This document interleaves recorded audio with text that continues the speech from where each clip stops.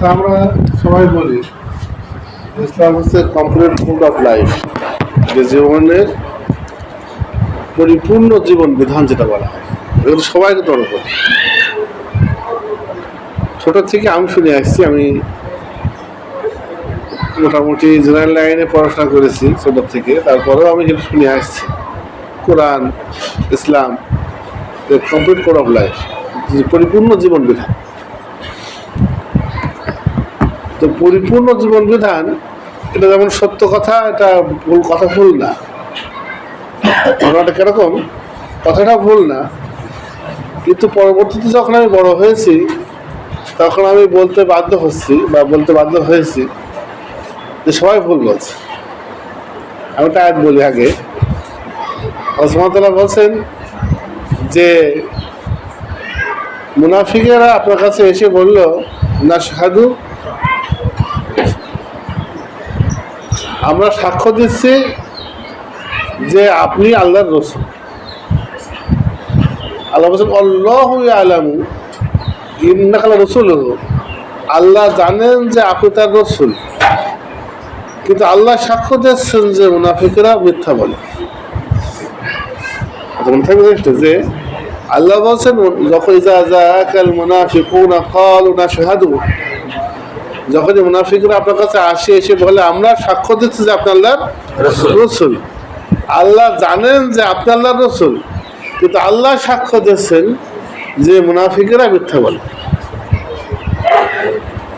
তো সারা লোক বলে যে ইসলাম কমপ্লিট কোড অফ লাইফ, ইসলাম হচ্ছে জীবনের পরিপূর্ণ জীবন বিধান। তো আমি সাক্ষ্য দিচ্ছি এটা সত্য, আমার সবাই সাক্ষ্য দিচ্ছে এটা সত্য, কিন্তু আমি সেই সঙ্গে এটাও বলছি যে মিথ্যা বলে। কারণ যখন প্রয়োজন হয় অর্থনীতির, তখন যারা আমেরিকায় পড়তে যায়, যখন প্রয়োজন হয় রাষ্ট্রনীতির, তখন যারা গণতন্ত্র ধার করে, যখন প্রয়োজন হয় পারিবারিক নীতির, তখন যারা পাশ্চাত্যের পরিবারতন্ত্র কেমন চলে, কেমন হয়, সেগুলো নিয়ে যারা কথা বলে, তারা তো নিঃসন্দেহে অন্তর থেকে এটা মানে না যে ইসলাম হচ্ছে কমপ্লিট কোড অফ লাইফ। সোজা কথা, একজন ব্যক্তি, আমি নাম বলবো না, আপনারা বেশি জানেন, ইউটিউবে, ফেসবুকে, নানা জায়গায় এখন সব আগাছা জন্ম দিচ্ছে নানা রকমের। শক্তপোক্ত হওয়ার আগেই দেখা যাচ্ছে যে পোস্ট করে ফ্লাগ লিখে বক্তব্য দিয়ে বক্তা হয়ে যাচ্ছে, তারা আবার দেখা যাচ্ছে হাজার হাজার ভক্ত হয়ে যাচ্ছে, মানে এখন হাড় কাটি চলতে হয়। অনেকে আবার গর্ব করছে শিশুর বক্তা, অমুক তমুক, হ্যাঁ, মানে ইসলাম নিয়ে খেলতে তামাশা চলছে। এগুলো থেকে আমরা দূরে থাকতে চাই, তাই নাম বলবো না, আপনারা জানবেন। বিরাট পাশ করা মানুষ, বড় ব্যক্তিত্ব, বড় আলেম, আমেরিকায় গিয়েছে অর্থনীতি নিয়ে পড়াশোনা করতে। ও আমেরিকায় গিয়েছে, ও খুবলি করেছে, আমি কাউকে বলছি না, তার রবের দিনের সঙ্গে খুবলি করেছে। আমেরিকায় কি আছে, সৌদি আরবে হয়, কুয়েতে হয়, যদি ভুলও হয় তা বলা যায় ভুল বুঝেছে, মনে করে সৌদি আরবে গেলে পাওয়া যাবে, কিন্তু পাইনি, বলতে পারি না, ভুল বুঝে চলে গিয়েছে।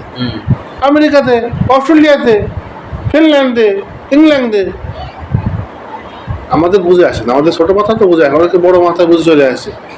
জামাত ইসলাম করে, তাবলীগ করে, অমুক করে, তমুক করে, আর ঠিক যখন তার জীবনের ক্ষেত্রে প্রয়োজন হয় তখন সে মনে করে সন্তানটাকে কোরআন না শিখিয়ে অমুক পাস করানো দরকার, সে মনে করে অক্সফোর্ডে নিয়ে যাওয়া দরকার, সে মনে করে ক্যামব্রিজে পড়ানো দরকার। তাহলে সে কিন্তু সে যতই সাক্ষ্য দিক না কেন ইসলাম কমপ্লিট কোড অফ লাইফ, সে আসলে কি ইসলাম যে আমাদের জীবনের পূর্ণাঙ্গ জীবন বিধান, সেগুলো মানে। বরং সারা বিশ্বের সমস্ত লোকেরা, সমস্ত শ্রেণীর, সমস্ত মানে সিস্টেমের লোকেরা ইসলামের দিকে ফিরে আসবে সমাধানের জন্য। আমার জীবন কীভাবে, পরিবারে আমি কীভাবে চলবো, আমি কীভাবে রাষ্ট্রে চলবো, আমি কীভাবে সমাজে চলবো, আমি কীভাবে জীবন যাপন করবো, আমার অর্থনীতি কেমন হবে, আমার রাষ্ট্রনীতি কেমন হবে, তো আমরা খুব ক্ষুদ্র একটা মানে স্থান থেকে লোক সংখ্যা বলেন, তারপরে এই যে ঘর বাড়ি, এর থেকে এখন তো কিছু হয়েছে, আগে একটা গাছতলা ছিল। আমি প্রায়ই বলি যে বড় বড় কাজগুলো কিন্তু শুরু হয় গাছতলা।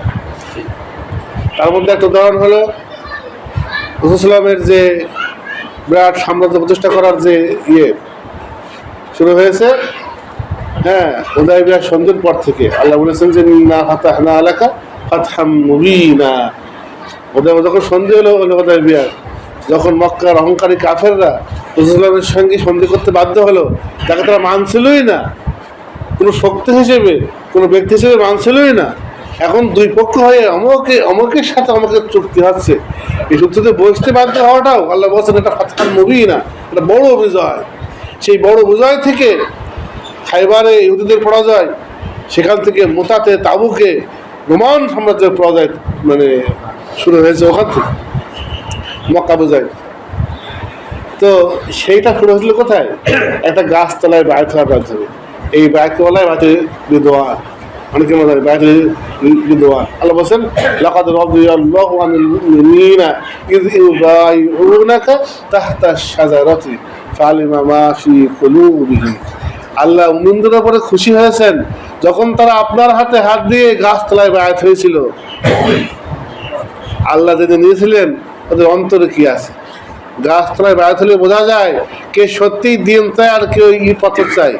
পাঁচতলায় বায়াত সবাই হতে পারে, পাঁচতলায় ডাকলে পারে অনেক রাজা মন্ত্রী চলে আসবে, তার অন্তর ঠিক নেই।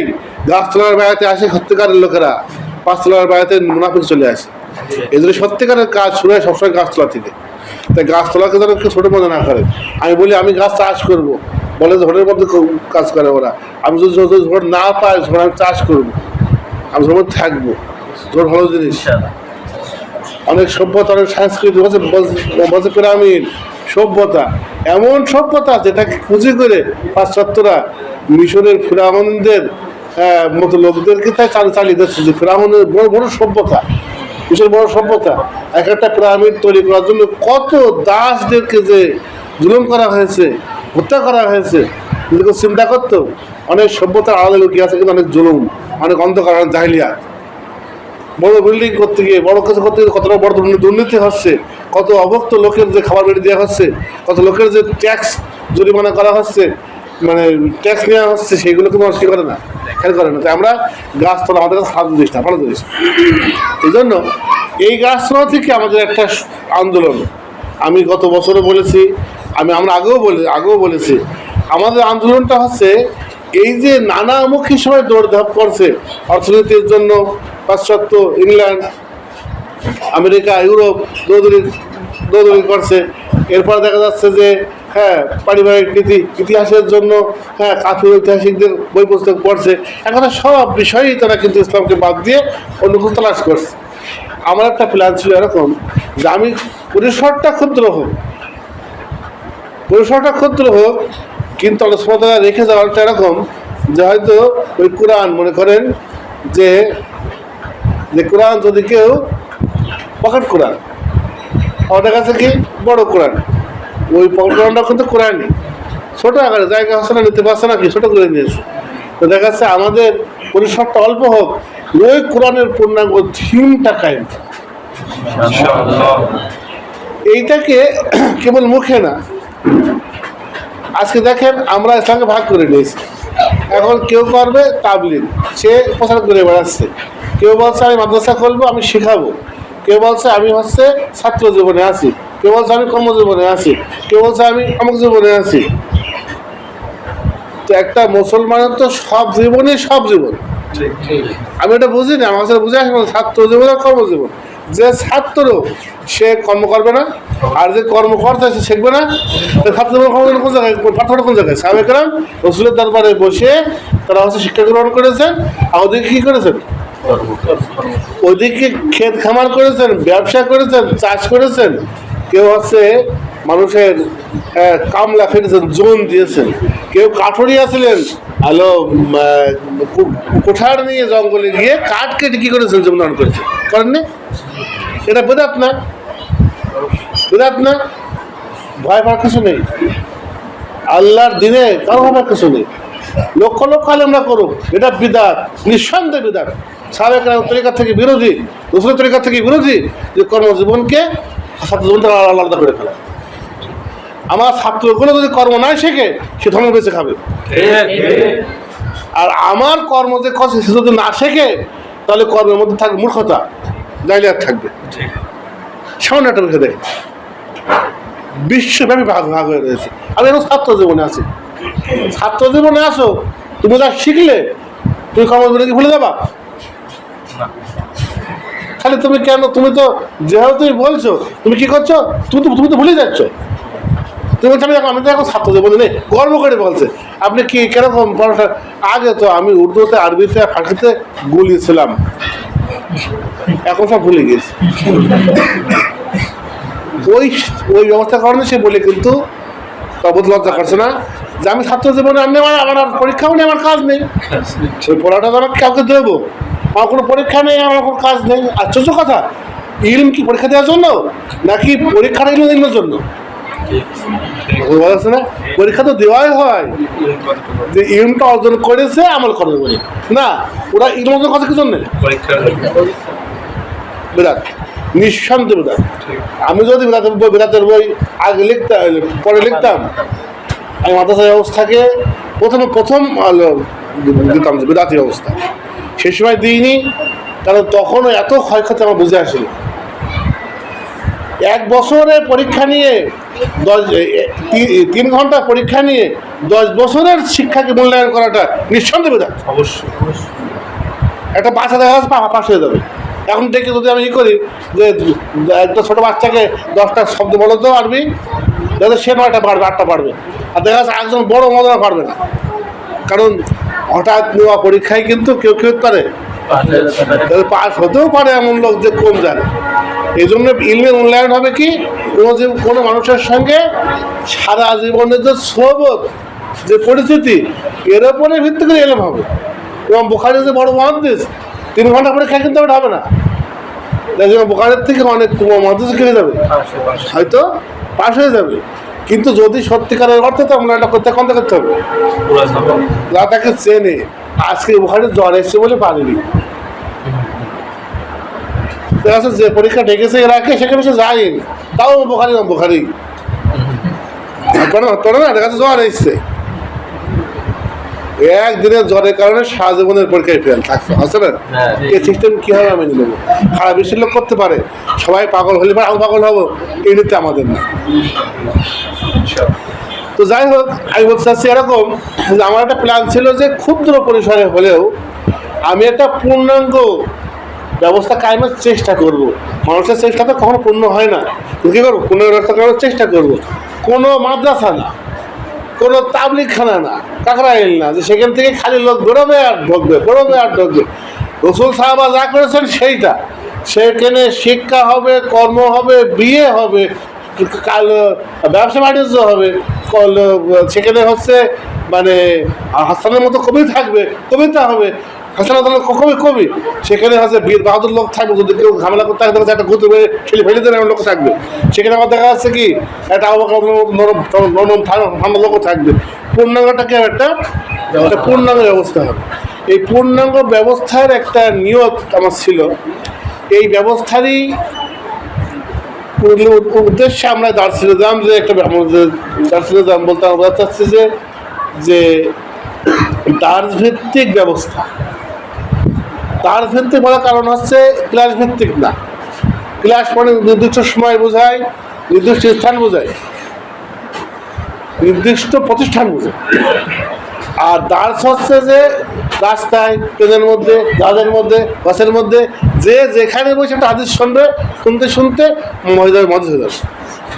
এটা হচ্ছে রুসলামের ছিল আর কি। আমাদের দেখা যাচ্ছে দার্স দোকানে হয়, রাস্তায় হয়, ক্লাসে হয়, ক্লাসের বাইরে, মানে এই ঘরের মধ্যে হয়, ঘরের বাইরে হয়, সব জায়গায় দার্স হচ্ছে। অনেক মানুষ হচ্ছে, বয়স্ক লোকেরাও আরবি শিখে ফেলছে, কেউ ইনশাল্লাহ মানে অন্যান্য সমস্ত ইলম আছে সেগুলো শিখছে, উসুল ফিকহ শিখছে, এরকম। দ্বিতীয়, শুধু শিক্ষা না, শিক্ষার সঙ্গে সঙ্গে তার পরিবারটা কেমন চলবে। তার পরিবারে যদি হস্তক্ষেপ না করে মাদ্রাসা, রসুলের মাদ্রাসা যদি সাহাবায়ে কেরামের পরিবারের হস্তক্ষেপ না করে, তাহলে পরিবারে তো ওবামার নীতি, বুশের নীতি চলবে। রসুল যদি পরিবারের হস্তক্ষেপ নাই করতে পারে, যদি মাদ্রাসার যিনি শিক্ষক, যদি আমার সে শিক্ষাগুরুই হয়, যদি তার প্রভাব আমার স্ত্রী পর্যন্ত না চলে, কথাটা বলবে, অনেকে বলবে কি, অনেকে এই ব্যবস্থাটা কি বলে যে হচ্ছে, অনেকে বলে গুরু পূজা, অনেকে বলে হ্যাঁ, তাকে প্রশ্ন করতে হবে তুমি গুরু মানছো কিনা। যদি গুরু মানো, গুরু পূজা বলো না, গুরু মানলে পারে বলো যে ইলমে আনুগত্য করা। গুরু পূজা যেরকম বলছে তারা, যদি সেটা গুরুর কথা শোনাই হয়, যদি গুরু হয় দিনই গুরু, তাহলে আসলে আর কথা কার হচ্ছে, ওইটাকে ছোট করার জন্য অনেকে বলছে কি গুরু পূজা বলছে, শাইখ পূজা বলছে। আমি বলি ওইটাই আমাদের যদি যদি সত্যিকার অর্থেই আনুগত্য ইলমের হয়, আজকে আমি থাকবো না, অন্য কেউ থাকবে, সে থাকবে আরেকজন থাকবে, যদি সে আলেম হয় তাহলে তার আনুগত্য চলে, ওটা তো ইসলাম, ওটা তো ইসলাম। আর যে আলেমের আনুগত্য বাড়ি মতো চলে না, সারা জীবন পড়লাম গুরুর কাছে, পড়ার সময় স্যান্ডেল বললাম, টুপি বললাম, আমি মারধর করবে, অভিশাপ দেবে, মানুষ হতে পারবে না, ঠিক আছে ওই দিলাম স্যান্ডেল। আর যখন বিয়ে করার সময় গুরু শিক্ষায় স্যান্ডেল মারলাম, মেরে বিয়ে করে ফেললাম, মনে করো যে হচ্ছে আনলাম মডার্ন একটা মেয়ে, তখন ওই গুরুর শিক্ষা কেমন সংসারে চলে তখন বোঝা যাবে, টের পাওয়া যাবে। বিয়ের সময় তার দুগোষ্ঠী, খালা ফুবু, মানে বাপ মা তো আছেই, খালা ফুবু, বোনায় বোন, বোনায় বোনের শালা, ওই বোনায় শালা, বোনায় আছে, বিয়ের সময় এদের মাথা বিয়ে হয় না, মানে দেখার সময় যাচ্ছে এক লোক চলে যাচ্ছে দেখতে। কেউ বলছে মেয়ের গলা একটু আকৃতি লম্বা, কেউ বলছে কানের গতি একটু ছোট। এই যদি হয় কারো বিয়ে করার তরিকা, তো তার সংসার জীবনে তো ছাত্র জীবনে শিখেছে, সংসার জীবনে গিয়ে সেই শিক্ষা বলবে আর মা হলেও অমান্য করবে। যদি পূর্ণাঙ্গ শিক্ষা যদি না হয়, না চলে, দুই নৌকায় পা দিয়ে চলা সম্ভব না। এই জন্য আমরা বলেছি আমাদের বৈবাহিক ব্যবস্থা আদি অর্থনৈতিক, এখন ইনকামের সময়, কাজকর্মের সময় দেখা যাচ্ছে যদি সে তার মতো করে হ্যাঁ হালাল হারাম না মেনে, কিংবা হালাল হারামও কথা না, হালাল হারাম পর্যন্ত শরীয়ত বলে, হালাল হারামের পরেও কোনটা তোমার জন্য বেশি উপকারী এটাকে বলে তরিকত।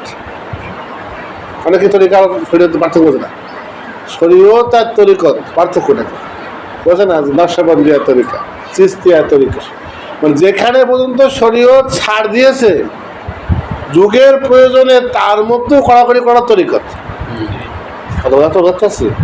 এই অনুযায়ী যারা বিভিন্ন তরিকা যারা নিয়েছে, কেউ তরিকা নিয়েছে মনে করো যে তাওয়াক্কুলের ওপরে কেউ কড়াকড়ি করেছে, কেউ ভুলও করেছে, কেউ ঠিকও করেছে, মনে করো তরিকা। আমাদের তরিকা হচ্ছে, আমাদের তরিকাটা এরকম যতদূর সম্ভব চাকরি বর্জন করা, আমাদের তরিকা। কেন বর্জন করা? কারণ চাকরি করতে যাওয়া মানে অনেকটা গলায় দড়ি বেঁধে কারো হাতে সেটা দিয়ে দেওয়া, কারণ আমার মধ্যেই রয়েছে চাকরগিরি। চাকরি মানে কি আমাদের রয়েছে, সে আমাকে যে কোন মাঠে কি ঘাস খাওয়াবে আমি কিন্তু বলতে পারবো না। এদের মতো অভ্যস্ত না হওয়া, হারাম চাকরি না করা, এটা তো শরীয়ত। আর সহজে চাকরি না করা, কথা বলতে না। কেন? কারণ একটা মানুষ স্বাধীন থাকার চেষ্টা করবে, এটা কিন্তু আল্লাহ ছাড়া, আল্লাহ ছাড়া অন্য কারো কাছে অধীন হওয়ার চেষ্টা যে করবে না, এটা কিন্তু মুসলমানদের আত্মনির্মাণ। কেউ আমাকে হ্যাঁ, কেউ আমাকে দেখাচ্ছে আমার উপরে হ্যাঁ, বস দেখাচ্ছে চাকরির মধ্যে আরাম নেই, বস বলছে এখন সিগারেট নেই, তাই না? এরকম বিষয়টা। আর যে ব্যক্তির পুরা সংসারাদি দাঁড়িয়ে যায় ওই চাকরির উপরে, তার পক্ষে বললাম ছেড়ে দেওয়া কিন্তু অনেকখানি কি কঠিন ব্যাপার। এই জন্যই আমাদের একটা, আমি গোড়ার থেকেই মানে এই শিক্ষা ব্যবস্থায়, এই চাকরির ব্যবস্থায়, অর্থনৈতিক ব্যবস্থার অনেকগুলো উপকাশ করছে। কিন্তু যদি কেউ হারাম না থাকে সে করতে পারবে, কিন্তু অনাগ্রহটাও কিন্তু একটা তরিকা, কিন্তু অনাগ্রহ মানে তাহলে সে বেশিরভাগ লোক করবে না, ছেড়ে দেবে, ঠিক আছে? তো এটাকে তরিকত বলা হয়, এটা কোনো আলোচনা আমি ইনশাল্লাহ ক্লিয়ার করবো যে শরীয়ত তরিকত। কারণ দেখা যাচ্ছে যে অনেক কিছু শরীয়তে বৈধ, সেটা শরীয়ত থেকেই গভীরভাবে বুঝে ওর মতো বাছাই করা, ওর মতো কি বাছাই করা যায়, যেটা হচ্ছে করা যাবে না করা যাবে। উদাহরণ দিই, রসুলাম বলছেন ইবনে আব্বাসকে, রসুলামের পাশে দাঁড়িয়ে নামাজ পড়ছেন, রসুলাম ইবনে আব্বাসকে পাশে দাঁড় করে দিয়েছেন, ইবনে আব্বাস পিছিয়ে আসছেন একটু, রসুলাম আবার তাকে ধরে কি করছেন, ধরে ফের দাঁড় করাচ্ছেন পাশে। তো রসুলাম তখন নামাজ শেষ করে তিনি ফের ফের ফের ফের পিছিয়ে যাচ্ছেন। রসুলাম নামাজ শেষ করে বলছেন যে তুমি পিছিয়ে আসছো কেন, আমি তোমার দাঁড় করাচ্ছি, পিছিয়ে আসছো কেন? তো বলছে আমি আপনার পাশে দাঁড়াবো অথচ আপনার রসুল ওখানে পাশে দাঁড়ানোটা যাইছিল না, রসুল ক্লিয়ার কিন্তু পাশে দাঁড় করাচ্ছেন, কিন্তু তিনি কিন্তু রসুলের সম্মান করার যে তরিকা দিলেন, এই তরিকা কিন্তু তার কি তার হচ্ছে স্ত্রী গ্রহণ করলেন। রসুলাম দোয়া করলেন, আল্লাহ তুমি তার গভীর বুঝ ফিক বাড়িয়ে দাও। এখান থেকে আমি বুঝি যারা আল্লাহ হাদিস হয় এরা কেন বোকা হয়, সম্মান যার নেই, আদব যার নেই, সে ফিক পায় না। সম্মান করলেন তো আল্লাহ বললেন, সম্মান যাওয়া করলে বললেন ফিক বাড়িয়ে দাও। আবার দেখা যাচ্ছে আল্লাহ হাদিস লোকেরা যা বলছে তাই, দেখা যাচ্ছে পায়ে পা রসুলের পায়ে দেখা যাচ্ছে জোরে, সমস্যা নেই কোনো, মানে আছে পা দিতে হবে। এই যে হচ্ছে বিয়াদব যে তার কোনো খাস আম খাস নেই জিনিসটা।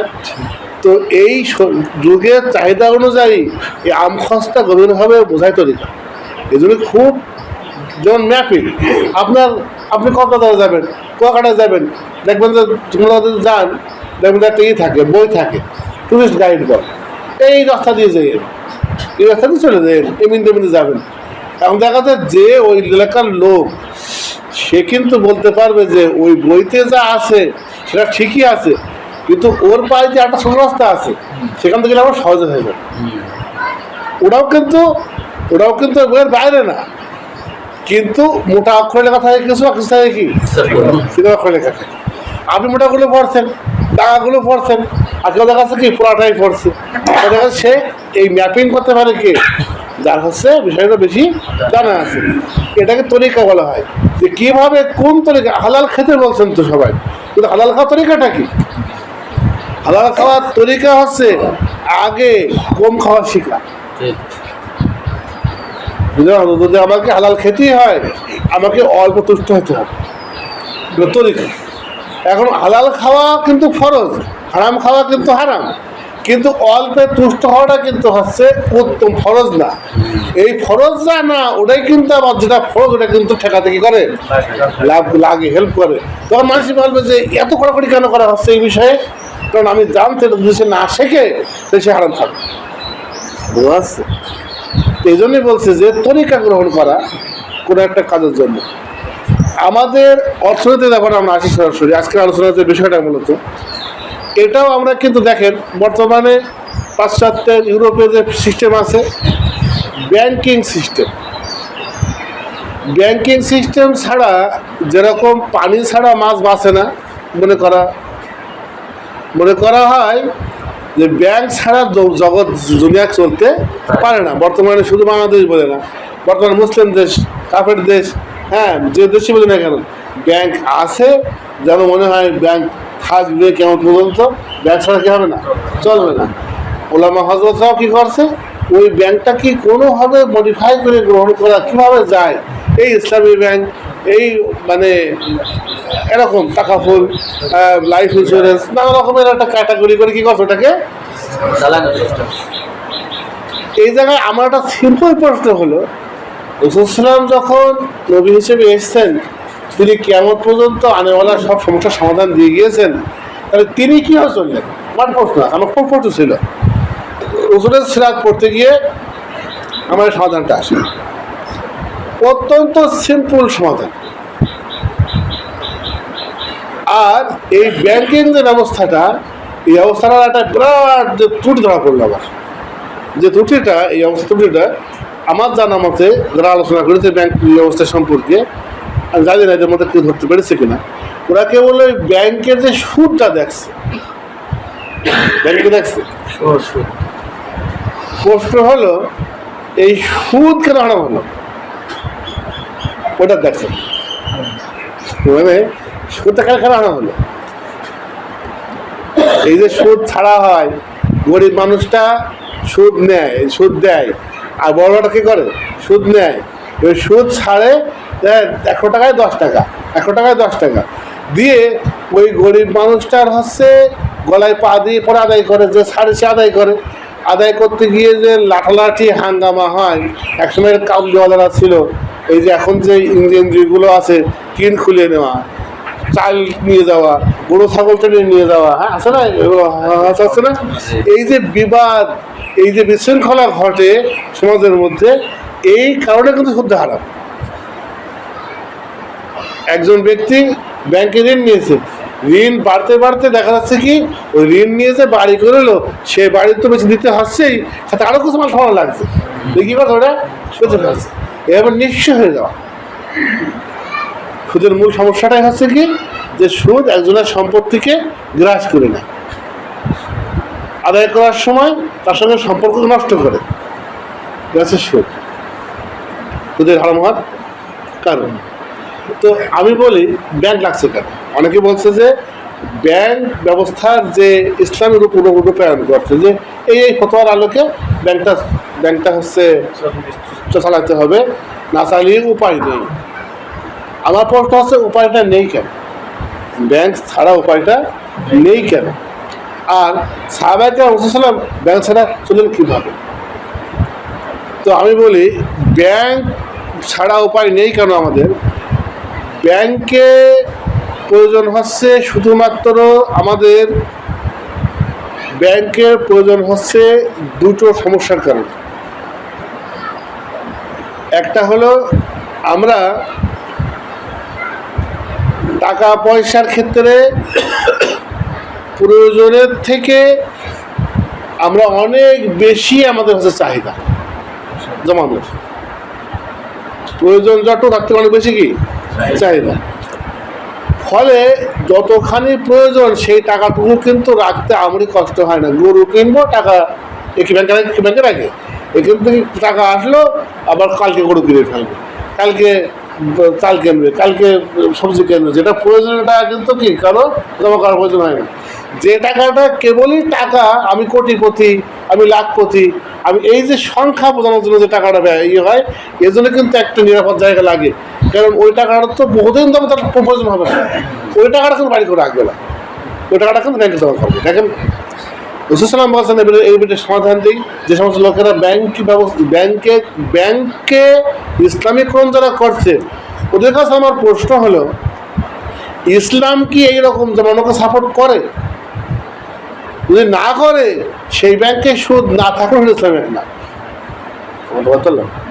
ব্যাংকে সুদ নেই, কিন্তু এই যে জমানোর প্রতি উস্কে দেওয়া মানুষকে, এটা কি ইসলাম? নাকি অল্প তুষ্ট হওয়াটা ইসলাম? ঠিক আছে, খেয়াল করেছেন, মানে বলো না যে হতে পারে ছোট মুখ, হতে পারে ছোট জায়গা, কিন্তু কিছু কিছু কথা আছে যে ওই কথা ছোট ব্যক্তি ছোট হওয়ার কারণে কথা ছোট হয়ে যায় না। এটা কি ইসলামী? এই যে লোভটা, তাহলে এটা কি হবে? আলহাকুমুত তাকাসুর, তোমাদেরকে বেশি বেশি পাওয়ার চিন্তা ভাবনা করে ফেলেছে, এটা কি হবে? ওয়াইলুল লিকুল্লি হুমাযা, আল্লুমাযা, হুমাযাতুল লুমাযা, যে ব্যক্তি মানে সব মানুষকে দোষ দিয়ে বেড়ায়, সে ধ্বংস হোক। আল্লাযী জামাআ মালান ওয়া আদ্দাদা, যে সম্পদ জমা করে আর কেবল গোনে, মানে বুঝেছো? এই এটা আমি আদ্দাদা, কাফিল ভাব থেকে আদ্দাদা শব্দটা আছে, আদ্দা ইয়াউদ্দ মানে হচ্ছে গোনা, আদ্দাদা হয় অর্থ হবে বারবার গোনা, মানে বিনা প্রয়োজনে গোনা, মানে মাহাব্বাতান গোনা, প্রয়োজনে না, হাজাতান না, সম্পদ ভালো লাগে তাই গুনছে, আবার একবার গুনি বাড়ি দেওয়ার আগে কি রাখবেন দোষ, যেন না করে এ কাজ। আর আমি এই আয়াতের ভয়তে কোনোদিনই গুনিনি, আমি যখন ব্যবসা বাণিজ্য করেছি ড্রয়ার খুলে কোনোদিন গুনিনি, ভয় করতো যে আদ্দাদা মাল গোনে। আর একটা অর্থ হয় যে ইয়াসনাউ আদাদান, শুধু আদাদ গড়ে, সংখ্যা গড়ে, লাখ, কোটি, রকম, মানে সম্পদ টাকা থাকার রকম। অনেকটা একটা খাতায় লেখা 5 কোটি হয়েছে, 10 কোটি হয়েছে, এরকম। এই জন্য কিন্তু এর কোনো সীমা নেই, এর ইনকামের ঘরে ছাদ নেই। মানে দেখো ছিঁড়ে ঘরে ছাদ দেয় না, টিনের চাল দেয়, মানে যদি আবার তুলতে হয় কেবল সেই ছাদ দেয় যে নিশ্চিত যা তুলবো না ওখানে। তো ইনকামের ঘরে ছাদ দেওয়া এটা ইসলাম। যতবার মধ্যে থাকুক না কেন, পাকিস্তান হোক আর সৌদি আরব হোক, যদি কেউ এটাকে উস্কে দেয় সন্ত্রাসী কাজ করবে। এবার ব্যাংকটা কেমন চলে চলুক তো। যাদের মধ্যে আছে এরকম ভাবে মানে মানে খেপা কুকুরের মতো জমানোর যে প্রবণতা, টেন্ডেন্সি যদি না থাকে, তাহলে কেমন ব্যাংকগুলো চলে কেমন চলে দেখি তো কেমন চলে। বলছে কি ওরা শেখাচ্ছি যে যে চাহিদা অসীম আর সম্পদ সীমিত, এই সীমিত সম্পদ দিয়ে অসীম চাহিদাকে মোটানোর যে প্রক্রিয়াকেই অর্থনীতি বলা হয়। তাই আমরা শিখেছি, এসে দেখছি না মানুষের চাহিদার পরিমাণে সম্পদ দিয়ে আল্লাহর দায়িত্ব, রিজিক, আল্লাহ দায়িত্ব দিন, যিনি দায়িত্ব গ্রহণ করেছেন আমার মিন্দা পাতিন আর্দি ইল্লা আল্লাহ রিজকুহা, সমস্ত সৃষ্টি শুধু মানুষের না, তিমির মতো একটা প্রাণী, জাহাজ খেয়ে ফেলার মতো প্রাণী, হাতির মতো একটা প্রাণী, তার খাবার কি আছে? আর আমাদের আগে শিখাচ্ছে কুফরি যে চাহিদা অসীম, আর এ কি চাহিদা না, ওটা রোগ। উঠের পানি খাওয়ার রোগ হওয়ার মতো বলা হয়েছে, যখন পানি খাওয়ার রোগ হয় উঠের পানি খেয়ে তৃপ্ত হয় না, ওটা চাহিদা না, ওটা রোগ। ওইটাকে অর্থনীতি খাতায় না, অর্থ করতে হবে ডাক্তারখানায়, অপারেশন করতে হবে, ওর পাকিস্তানি বাদ দিতে হবে। ওইটা ইসলাম চিকিৎসা করতে এসেছিলাম ইসলাম ওইটা, আর ওইটাকে আমরা মেনে নিচ্ছি, হুজুরা মেনে নিয়ে। আমি বলবো যদি চাহিদা সীমিত না হতো, তার থেকে সম্পদ বেজায় বেশি না হতো, কারি মাল জমছে কেন ব্যাংকে? যদি আমার প্রয়োজনের থেকে সম্পদ বেশি না হতো, তাহলে কারি সম্পদ জমছে কেন? কারি মানে এক গাড়ি সম্পদ জমে যাচ্ছে কেন? কেউ জমছে? যে মন্ত্রী এমপি তার তো সুইস ব্যাংক লাগছে, আর যে ভ্যান চালায় ওরকম জমছে।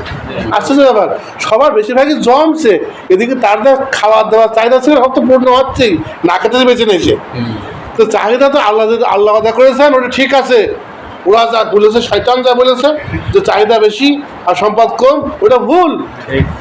আল্লাহ বলছেন যে আশ-শাইতানু ইয়াইদুকুমুল ফাকরা ওয়া ইয়ামুরুকুম বিল ফাহশা, শয়তান তোমাদেরকে ভয় দেখায় দারিদ্রতার, অভাবের, আর আদেশ করে খারাপ কাজ করার।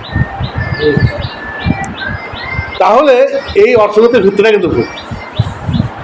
বরং উৎসব কি শেখাচ্ছেন? বলছেন 2 জনের খাবার 3 জন খাওয়া যায়, 3 জনের খাবার 4 জন খাওয়া যায়। এই শিক্ষাটাকে উল্টো না নিয়ে এসে ওরা যা শিখিয়েছিল এবং সেই কারণে যে ব্যাগ লেগেছিল, ওই শিক্ষাটাকেই ধরে রেখে এবার ব্যাগটাকে কীভাবে ধুয়ে মুছে নাপাককে পাক করার চেষ্টা করা হচ্ছে। আমি বলি যদি কিছু করতে হয় ব্যাংকের সাথে আচরণ, ওটা হচ্ছে ইতিরারন, বাধ্য হয়ে কিছু করলে করা যায়, এছাড়া কোনো দিন ব্যাংক ইসলামী সমাজের মৌলিক বিষয় হবে না। কোনদিন আসাসি কোনো বিষয় হতে পারে না, কারণ তার মধ্যেই রয়েছে হচ্ছে অনিসলামী বীজ, যে অতিরিক্ত খাও এই জিনিসটা আসলে নেই। কিছু সাহাবা একটা ঘর ভেঙে গিয়েছে, ঠিক করছে, বুঝে কি করছো? বলছে ঘরটা ঠিক করছি। বুঝলাম বলছে আমি তো দেখতে পাচ্ছি মৃত্যুর থেকেও কাছে, এই হচ্ছে ইসলামের শিক্ষা। ওইটা তুমি দুনিয়াতে মুসাফির হও, হ্যাঁ, এগুলো কি এই কথাগুলো কি তামাশা কথা নাকি? এগুলোকে শেখাবে। তাহলে যদি ব্যাগ লাগে একটা প্রবলেম, সে প্রবলেম সেটা দুনিয়া ত্যাগী যে মনোভাব থাকার দরকার ছিল, তার বিপরীতে দুনিয়া ভোগী মনোভাব সৃষ্টি হওয়া, এটা অনিসলামী। যদি কোনো ব্যক্তি সুদ নাও থাকে, যদি ব্যাংক যদি দানও করে, দেখা তো দেয়, আর যদি ব্যাংকের মূল বিষয়টা হয় জমাবো খাবো এই যে চিন্তা হয়, এটা অনুষ্ঠানে ওই ব্যাংক কিনা ইসলামী ব্যাংক না। তাদের মনে হয় এরকম না যে সে লোক ব্যাংক লাগবে, ওই ব্যাংক চলবে সেখানে। দ্বিতীয় সময় বললাম দুটো প্রবলেমের উপরে আমি সুদ আগে বলছি না, দেখেছো অনেক অবাক হবে, ব্যাংকের কথা বলছে, ব্যাংকের নিয়ন্ত্রণ কথা, কিন্তু সুদ বিষয় না গেলে বিষয় প্রথম হচ্ছে এই মনোভাবটা যে এত জমাবো কিছু সম্পদের প্রতি লোভ, মহব্বতের কারণে প্রয়োজন নেই, তাই কেবল টাকার সংখ্যা দেওয়ার জন্য কিন্তু ইনকাম করছে। আমি কোটিপতি, আমি লাখপতি, আমি অমুকপতি, এই জন্য ইনকাম করতে বলছেন কি আল্লাযী জামাআ মালাহু আদাদা, যে সম্পদ জমা আর কি করে রকম গড়ে, আদাত গড়ে, বা সম্পদের প্রতি মহব্বতের কারণে বারবার গুণ। এই বিষয়টা হাদিস বলি, রাসূলুল্লাহ বলছেন যে একজন ব্যক্তি খুব শক্ত সমর্থ ছিল, বলিষ্ঠ, তাকে দেখে সাহাবায়ে কেরাম বলছেন সে খুব দৌড়িয়ে বেড়াচ্ছে, মানে কাজকর্ম করে করছে, দৌড়িয়ে কাজকর্ম করছে। তাকে দেখে সাহাবায়ে কেরাম বলছেন যে এই লোকটা হচ্ছে যদি আল্লাহ রাস্তায় হতো, যদি এর প্রচেষ্টা কি হতো আল্লাহ রাস্তায় হতো।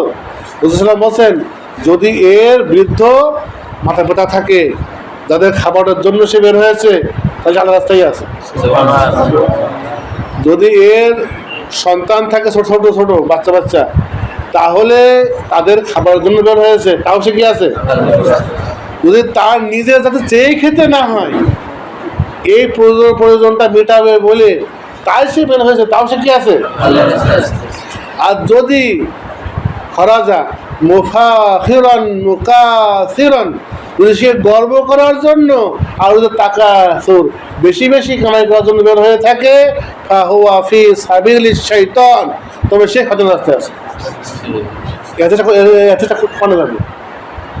যদি আমার ব্যাংক লাগে, এই জন্য লাগে যে আমি কোটিপতি না লাখপতি, আমার এতটা কম যাবে, সেই ব্যাংক ইসলামী ব্যাংক হবে, যে ব্যাংকের প্রতিষ্ঠান আছে, মনোভাবটা আছে এর উপরে। যদি এরপরেও লাগে তাহলে সেটা ইসলামী হবে। চাহিদা নেই কারো জমানোর, তখন তো লাগবেই না। দ্বিতীয় সমস্যাটা দেখো, একটা তাহলে কি হলো, সম্পদের প্রতি অধিক যে মহব্বত মনোভাব, এর বিপরীতে ইসলামকে দিয়েছে জুহুদ। শুধু একটা শব্দ না, একটা শাস্ত্র। জুহুদ শব্দ একটা শব্দ না, এটা এই শাস্ত্রের ওপরেই এক জামাত, এক একটা আল্লাহওয়ালা লোকেরা চলে গেছে জুহুদের ওপরে। আর তার বিপরীতে বেশি জমাও, বেশি খাও, এই ক্রাইম করে যদি কেবল ইসলামী ব্যাংক বিখ্যাত পারে না, গ্রহণযোগ্য হতে পারে না, তাহলে আমাদের ইতিহাসই তো বাতিল হয়ে যাবে। জাহেদ জুহাদ। দ্বিতীয় সংখ্যাটা হচ্ছে কি তাওয়াক্কুলের প্রবলেম। বলি নিজের জীবনটাকে পরিপূর্ণ নিরাপদ করা।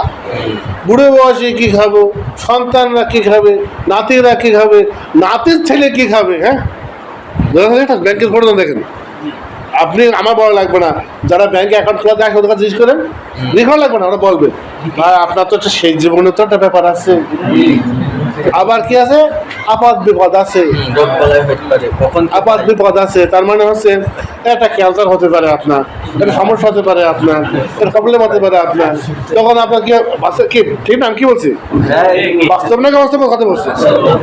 তো এইবার দেখেন, খেয়াল করেন তো, রোগ বলাই হতে পারে, সন্তানরা কি খাবে, যে চিন্তা করে আর কি সীমা আছে কোনো টাকা পয়সা? যদি কেউ সারা দুনিয়াও ভরিয়ে ফেলে, তারও এমন রোগ হতে পারে যে রোগে সারা দুনিয়ার টাকা যথেষ্ট হচ্ছে না, করে না। এইবার যে সে ক টাকা কামাই করবে কোনো হিসাব নেই, এর ব্যাংক লাগবে।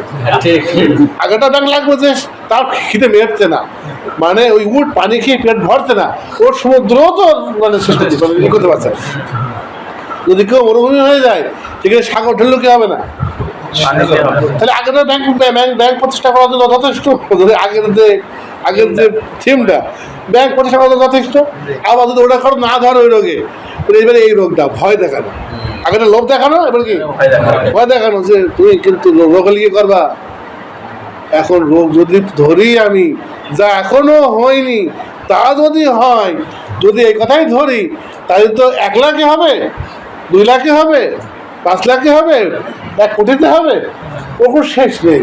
ও লোকটা সারা জীবন কবে অসুস্থ হব সেই ভয়ে এখন অসুস্থ হয়ে পড়বে, কামাই করতে করতে কি হবে, অসুস্থ হয়ে পড়বে। না খেয়ে না খেয়ে সকাল ভোরবেলা যাচ্ছে, ওদিকে সময় বাড়ি আসছে, খেয়ে না খেয়ে কষ্ট করছে, অসুস্থ হয়ে পড়ে কিন্তু পুরা। এই যে থিমটা তাকে শয়তান দিয়েছে, এই থিমটা নিয়ে কথা বলছে না কেউ, মেরেছে কিন্তু, তাই তো কি হবে, ওইটা তো শয়তানের সাথে ধোকা। কি হবে, তাওয়াক্কুল করো, যা হয়েছে তাই নিয়ে চিন্তা করো, আর যা হয়েছে ছেড়ে দাও।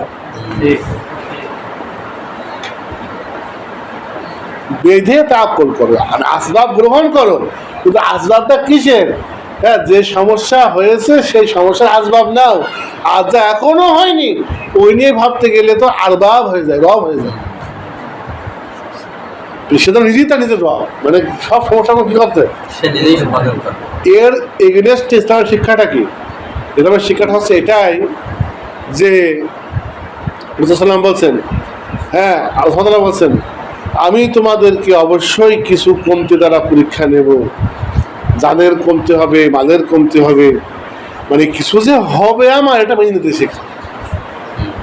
এই জিনিসটা কিন্তু এরকম, তো আমি 100% নিরাপদ থাকবো এই চিন্তাটা ইসলামী না। রসূল ব্যক্তিকে বলছেন হাদিস হয়তো কেউ বলবে না, শুনে দেন, হয়তো কেউ আর বলবে না, কারণ হুজুরা বা আমাদের আলমারা এই সেন্সে নেই। বলছেন এই তোমার কোনো জ্বর জ্বালা হয়? বলছে না। যখন সে ফিরে যাচ্ছে আছেন, যদি কেউ কোনো জাহান্নামীকে দেখতে চায় সে দেখে নিক, গুনাহ তো সবাই করে, যদি রোগ বলে না না গুনাহ মাফ কি করে। বুঝলাম, যখন যেতেন কোনো রোগীকে দেখতে যেতেন বলতেন লা বাসা তাহুরুন ইনশাআল্লাহ, সমস্যা নেই, ইনশাআল্লাহ গুনাহ মাফ।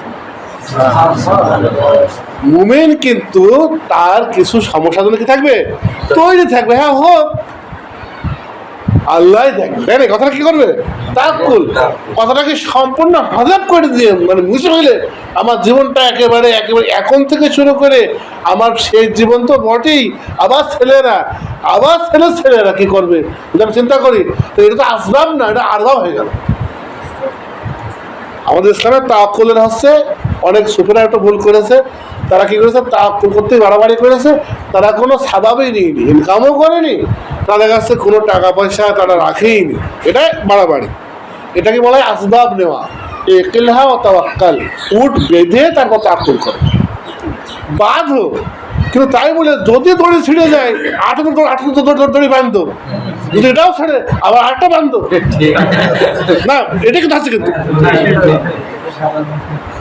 যেটা ঘটতে পারে সেটা তুমি কল্পনা করে নিও, করো না যে আমার যদি ক্যান্সার হয়, যদি সমস্যা, সেটা সিঙ্গাপুর যাওয়া লাগবে, তুই জবাবও কত।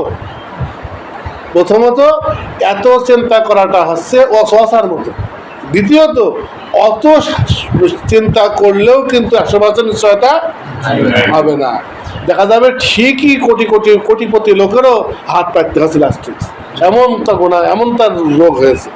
তো যদি হাত পাততেই হয়, সমস্যা হলো কি, মানে অনেক ফতোয়া জানে না, যদি বাধ্য হয়ে পাততে কথা জায়েজ, ওটা জায়েজ, সমস্যা নেই, হাত পাততে বাধ্য, ওটা কি জায়েজ। অর্থাৎ খাব্বাব ইবনে আরাত লাস্ট জীবনে ভিক্ষা করতেন এবং সাহাবা, এবং তিনি হচ্ছে মানে একটা দিনার দিলে আরেকটা নিতেন না, মানে যখন হয়ে যেত আজকে হয়ে গিয়েছে, এটা কি হতো না, মানে ভিক্ষুকের আদর্শ হয়। হ্যাঁ, মুসলিম তাই হবে। আমি কবে নাগাদ আমার হাত পাততে হবে সেই লজ্জা আমি এখন থেকে মানুষের হচ্ছে কষ্ট করে বেরিয়ে আমি জমা করবো, এটা মুসলিমদের বুঝ না। তাহলে আমার জীবনটাকে নিশ্চয়তা পরিপূর্ণ নিশ্চিত হতে হবে, লাইফ ইন্স্যুরেন্স করতে হবে, ছেলেপেলের জীবন নিশ্চিত করতে হবে, এই যে থিমটা, এই থিমটাই অনুইসলামী। অতএব এই থিমের ওপরে যে ব্যাংক প্রতিষ্ঠিত হয় তার সুদ মুক্ত হলেও কি হবে না, এতে বড় লোকেরা সংসার করুক, সিলমার কোনো আপত্তি নেই, কিন্তু আমি এটা বুঝতে পারছি না। ইসলাম যেখানে বলছে কম খাও, কম বড়ো, মুসাফির হও, আর যত কমে থাকা যায়, আর সেখানে আমি ইসলাম কায়েম করলাম, এই তোমার ছেলেমেয়ে কী খাবে, মানুষ কী বলে মানুষ কি বলবে তোমার হচ্ছে এরকম জমাও। খাদিম আবি ওয়াক্কাস রাসূলুল্লাহ বলেছেন যে আমি সব দান করে দেবো। বলছেন তোমার সন্তানকে ধনী রেখে যাও, এটাই ভালো, এর থেকে যে তারা চেয়ে বেড়াবে। হাদিস পেয়ে গেছে, ধনী রেখে যাও, ধনী রেখে যাও। এই আদেশটাকে, এই আমরটাকে বা এটাকে নাদাব উজুব যাই বলে না কেন, এই আমরটাকে যার টাকা আছে সে ব্যয় না করে রেখে যাওয়া, আর যার নেই সারা জীবন খেটে খেটে করে রেখে যাওয়া, এক মানুষ যে করে সে কোনো আনন্দ না। তার রয়েছে, সে বছর সব দান করে দেবো, ছেলেমেয়ে সব ফকির হয়ে যাবে, এটা আলাদা জিনিস। আর লোকের ফকির তার নেই, তাকে পুরস্কার আসছে, দেখো হাতে দামি অঙ্কা আছে, কি ছিল, হ্যাঁ তোমার দরকার, তোমার কামাই করে সবাইকে দরকার, ঠিক আছে। মানে কিয়াস না মাল, কিয়াস মুখালিফ বলে আর কি, যে মানে কিয়াস মাল ফারিক, পার্থক্য থাকা সত্ত্বেও কিয়াস, কি কিয়াস মানে এখনো জান যাবে লোক। তাই বলে তো আসব সাহেব সব গরিব থাকার অন্যায় হয়ে গেছে, তার মানে গরিব থেকে যাওয়াটা অন্যায়, সেটা বলে এগুলো রেখে দেওয়াটা কি সম্পদ আছে নষ্ট করা অন্যায়, সম্পদ যা নেই তার পেছনে দৌড়ধাপ করাটা অন্যায়। রাসূলুল্লাহ বলছেন যে তোমার হাতে যে মালটা আসে তুমি তার পেছনে দৌড়িয়ে বেড়াও না, ওটা গ্রহণ করো। তো আমরা এই দুটো থিমের কারণে কিন্তু ব্যাংক লাগছে, দুটো বোঝা গেল। যদি এই দুটো থিম না থাকে আপনি কল্পনা করেন, তুমি ঠোঁট কল্পনা করেন, যদি মানুষের মধ্যে টাকা পয়সার মধ্যে মহাপত না থাকে, আমি কোটিপতি হয়ে আমি একটু স্ট্যাটাস বেড়ে যাবো, যদি এটা না থাকে, আর যদি আমার রোগ বালাই কবে হবে না যদি না থাকে, এইবার জমানোর বিষয়টা চিন্তা করেন তো কিরকম মানুষ সোনালী ব্যাংক রূপালী ব্যাংক লাগে দেখেন দিন, সেই ব্যাংক ইসলামী হোক আর ইসলামী হোক লাগবে না। এখন আমার প্রশ্ন হলো তাহলে বিকল্পে লাগবেটা কি, এটা আমার প্রশ্ন। কারণ সত্যিই তো আপদ আসবে, সত্যিই তো কারো বেশি কারো কম থাকবে, সত্যিই তো কারো কখনো প্রয়োজন হবে, এর বিকল্প ইসলাম কি দিয়েছে? যখন বেশি জমানোর প্রসঙ্গ দিইনি, যখন লোভের প্রসঙ্গ, যখন লোভকে নিষিদ্ধ করেছে, তাহলে বিকল্প কি দিয়েছে? এই বিষয়টা আমি পালাম সিরাতের ভেতরে যখন কয়েক জায়গায় পেয়েছি। তার মধ্যে একটা হলো রাসূলুল্লাহ যখন নিঃস্ব মুহাজির সাহাবাদেরকে যখন মদিনাতে নিয়ে গেলেন, কত শত শত মুহাজির বাড়িঘর টাকা পয়সা ছেড়ে কি করলো, পুরা নিঃস্ব হয়ে মদিনায় পৌঁছালো। ওই রোহিঙ্গাদের মতো তোমার হচ্ছে উদ্বাস্তু, অর্থাৎ কোনো সম্পদ নেই, কোনো টাকা পয়সা নেই, কোনো ইয়ে নেই, কি গাজানার মধ্যে নেই, রাসূলুল্লাহ সামলায়নি কিভাবে? এটাকে টাকা ফুল বলে, টাকা ফুল, তার মানে একে অপরকে বহন করা। ইসলাম দিয়েছে টাকা ফুল ব্যবস্থা, একে অপরকে বহন করে। আনসার সাহাবাদেরকে বললেন মুহাজিরদের একজন দায়িত্ব না, ভাগ করে দিলেন, একে অপরের সঙ্গে মুআখা, ভাই ভাই পাঠিয়ে দিলেন, অমুকের ভাই অমুক, অমুকের ভাই অমুক, অমুকের ভাই অমুক, অমুকের খাওয়ার দায়িত্ব অমুকের, অমুকের খাওয়ার দায়িত্ব অমুকের, দিয়ে যখন ভাগ করে দিলেন, তখন তারা বললো যে আমাদের সম্পদটা একবার দিয়ে দেবো। তো মজারা বললো যে না, আমাদের বরং বাজার দেখিয়ে দেন, আমরা ব্যবসা করবো, আপনাদের জমিতে পানি দেবো, আর আপনাদের জমি, তাই আমি পানি দেওয়ার কারণে ভাগ পাবো, আপনি জমি করবে ভাগ পাবেন। এই যে টাকা ফুল, এটা কি বলে? টাকা ফুল বলে। হযরত সালমান ফারিসি ওনার 300 মতো চারা, খেজুরের চারা ওনার লাগতো মুক্ত হওয়ার জন্য। রাসূলুল্লাহ প্রত্যেকটা মুসলমানকে বলে 1 টাকা চারা দেবা। রাসূলুল্লাহ বলছেন আশআরী গোত্রের লোকেদেরকে আল্লাহ পছন্দ করেন, কারণ তারা যখন কোনো বিপদ আপদ হয়, দুর্ভিক্ষ আসে, তখন সবাই মিলে যার যা খাবার আছে নিয়ে সাহায্য করে ভাগ করে নেয়। আচ্ছা, মনে হঠাৎ শুনতে ভালো লাগছে না? মানে বখিলিপনা করে, কৃপণতা করে অন্য ভাইয়ের গলায় পা দিয়ে টাকা পয়সাগুলোকে নিয়ে এসে ওই ব্যাংকে ইয়েতে ফেলে জমা করানো, এই যে চিন্তা ভাবনার থেকে কত মহৎ চিন্তা ভাবনা।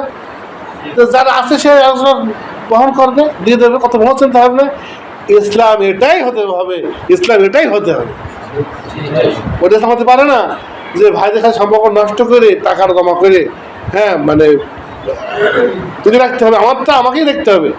অতএব আমারটা আমাকেই দেখতে হবে, অতএব অন্য লোকের হক নষ্ট করে হলেও আমাকে জমা করতে হবে। এই যে স্বার্থপরতা, এর থেকে সবারটা সবাই দেখবে, এই উদারতাকে ইসলাম সাপোর্ট করে। দিয়ে কি বলছেন, ওদের ফাহুম মিন্নি ওয়ানা মিনহুম, অতএব ওই আশারি গোত্রের লোকেরা আমার, আমি ওদের। কিন্তু এই কাজ বহন করা, বহন করা, একে অপরকে কি করা, বহন করা। কিরকম বহন করা? আমরা আগে গল্প শুনেছি, আমরা গল্পগুলোকে ইনশাল্লাহ একটা একটা করে, যেভাবে মানুষ বড় বড় লেখকদের লেখাকে, শেক্সপিয়ার লিখেছে, অমুক লিখেছে, নজরুল, রবীন্দ্রনাথ, লেখাকে মঞ্চায়ন করে, নাটক বানায়, বানিয়ে ভিডিও করে, মঞ্চায়ন করে, মানুষকে দেখায়, ওইভাবে আমরা ইনশাল্লাহ যে সমস্ত গল্প আমাদের সালেনরা লিখে গিয়েছেন, ওই সমস্ত উদাহরণ মাসালগুলোকে আমরা আমাদের জীবনের মঞ্চে একটা করে বাস্তবায়ন করেছি। ওই আনসার সাহাবাদের গল্পটা করে যাবে, ওই সাইডে তারা কোনো আর অমুক তমুক বড় বড় বক্তারা আমাদের থেকে ওজন করলে পরে দেখা যাচ্ছে মনে হবে যেন বিরাট বিরাট বড় বড় বক্তা, সারা জীবন গল্প করে যাবে। আর আমরা ইনশাল্লাহ ওইটা একজন ব্যক্তি মনে বের করবো যে তার সম্পত্তি ভাগ করে দেবে, একটা হলেও বের করবো। আমার স্বপ্ন, ওরা করবে, ওদের কাজ ওরা করবে, আমি ওদের তরিকা ওদের, আমার তরিকা আমার, আমাদের তরিকা আমাদের। আমরা এমন একটা লোক বের করবো যে সম্পত্তি ভাগ করে দেবে, একটা হলেও সারা মধ্যে এটা করতে না পারি। কিসের এলেন, কিসের হচ্ছে মাদ্রাসা, কিসের হচ্ছে দার্সগার, ভাগ করে দেবে। আপনি অলরেডি হয়েছে বলছে আমার তো হচ্ছে গল্প আছে না, একজন ব্যক্তি ছুটি আসছে আপনার কাছে মাল কিনবো, বলছে আজকের মতো বেচা কেনা হয়ে গিয়েছে, আমার পাশের ভাইয়ের বিক্রি হয়নি, ওর কাছ থেকে নাও। শুনেছেন না, শুনেছেন না? হ্যাঁ শুনেছেন না? আমরা বাস্তবায়ন করেছি যে আমার 10,000 টাকা ইনকাম হয়ে গিয়েছে, আর বাকি 4,000 টাকা হচ্ছে, ওইটা অনেক ভাইয়ের দিতে হবে, তাকে শেয়ার ঢোকানো। কথা বোঝা গেল জিনিসটা? মানে হচ্ছে আমরা করেছি, আলহামদুলিল্লাহ করেছি, আমরা করেছি এটা। এগুলো বুক খুলেই বলবো, কারণ সবাই এগুলো তো আমার নিজের কাজ না, একাজনের কাজ, আমি বলবো না কেন। টাকাফুল তখন তার ওই চেয়ে লাগবে না। ওই যে কোন জায়গায় 1 লক্ষ লোক খাইয়েছে আর 80টা গরু জবাই করেছে, 80টা কিনেছে, 70 জবাই করেছে, তো কমেন্টটা সরাসরি পড়ে গেছে। আমি ওই ভাত খাচ্ছি আর ওই কমেন্টগুলো দেখছি যে এর মধ্যে মানুষ কটা পাওয়া যায়, কুকুর, শিয়াল, গরু, ছাগল সব কটা, যারা সুনাম কাছে প্রশংসা করছে। বুঝলাম এরকম কোনো যখন দেখতেন, বড় বড় খানা দেখতেন, বলতেন যে এটা দিয়ে আল্লাহকে চাওয়া হয়নি, এটা দিয়ে আল্লাহকে চাওয়া হয়নি। কারণ যে আমাদের রিয়া থাকে, আমাদের ইসলামের কোনো মূল্য নেই। একটা পালাম রিয়ার দিক থেকে ধরেছে যে এটা রিয়া, আল্লাহ লোক দেখানো কারণে একটা পালাম, আরটা পালাম সে ধরেছে সমাজের দৃষ্টিকোণ থেকে। সে বলছে যে হচ্ছে এই টাকাটা লোক দেখানোর জন্য খাওয়ানো হয়েছে, এর থেকে যদি সে আজকে একবেলা কারো পেটে না খেলে সমস্যা হতো না, কিন্তু ওই টাকাটার থেকে হয়তো এমন অনেক লোকের দেওয়া যেত তাদের পরিবার দাঁড়িয়ে যেত, চিরকাল সে ওই উপকার পেত। মানে একটা বন্ধুর দিক থেকে, মানে আকল আর নাকল, আমাদের কাছে দুটো সম্পত্তি আছে। নাকল মানে হচ্ছে বর্ণিত বিষয়, মানকুল মানে হাদিস এবং কোরআন, আর আকল মাকুল বোধগম্য বিষয়।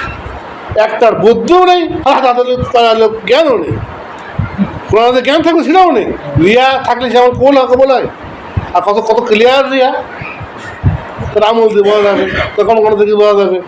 তাকে সতর্ক করা দরকার ছিল না একবারও, যে ভাই আপনি এরকমভাবে খাইয়েছেন, আপনার নিয়ত ঠিক আছে তো, নিয়ত ঠিক করে রেখে খুব কেরকম বলা, নিয়ত ঠিক রেখে না, বিরাট ভালো কাজ করেছে, লাখ লাখ লোক কত টাকা আসে না, সে হচ্ছে একটা ব্যক্তির একবেলার খাবারের ব্যবস্থা হয়েছে, তাই না?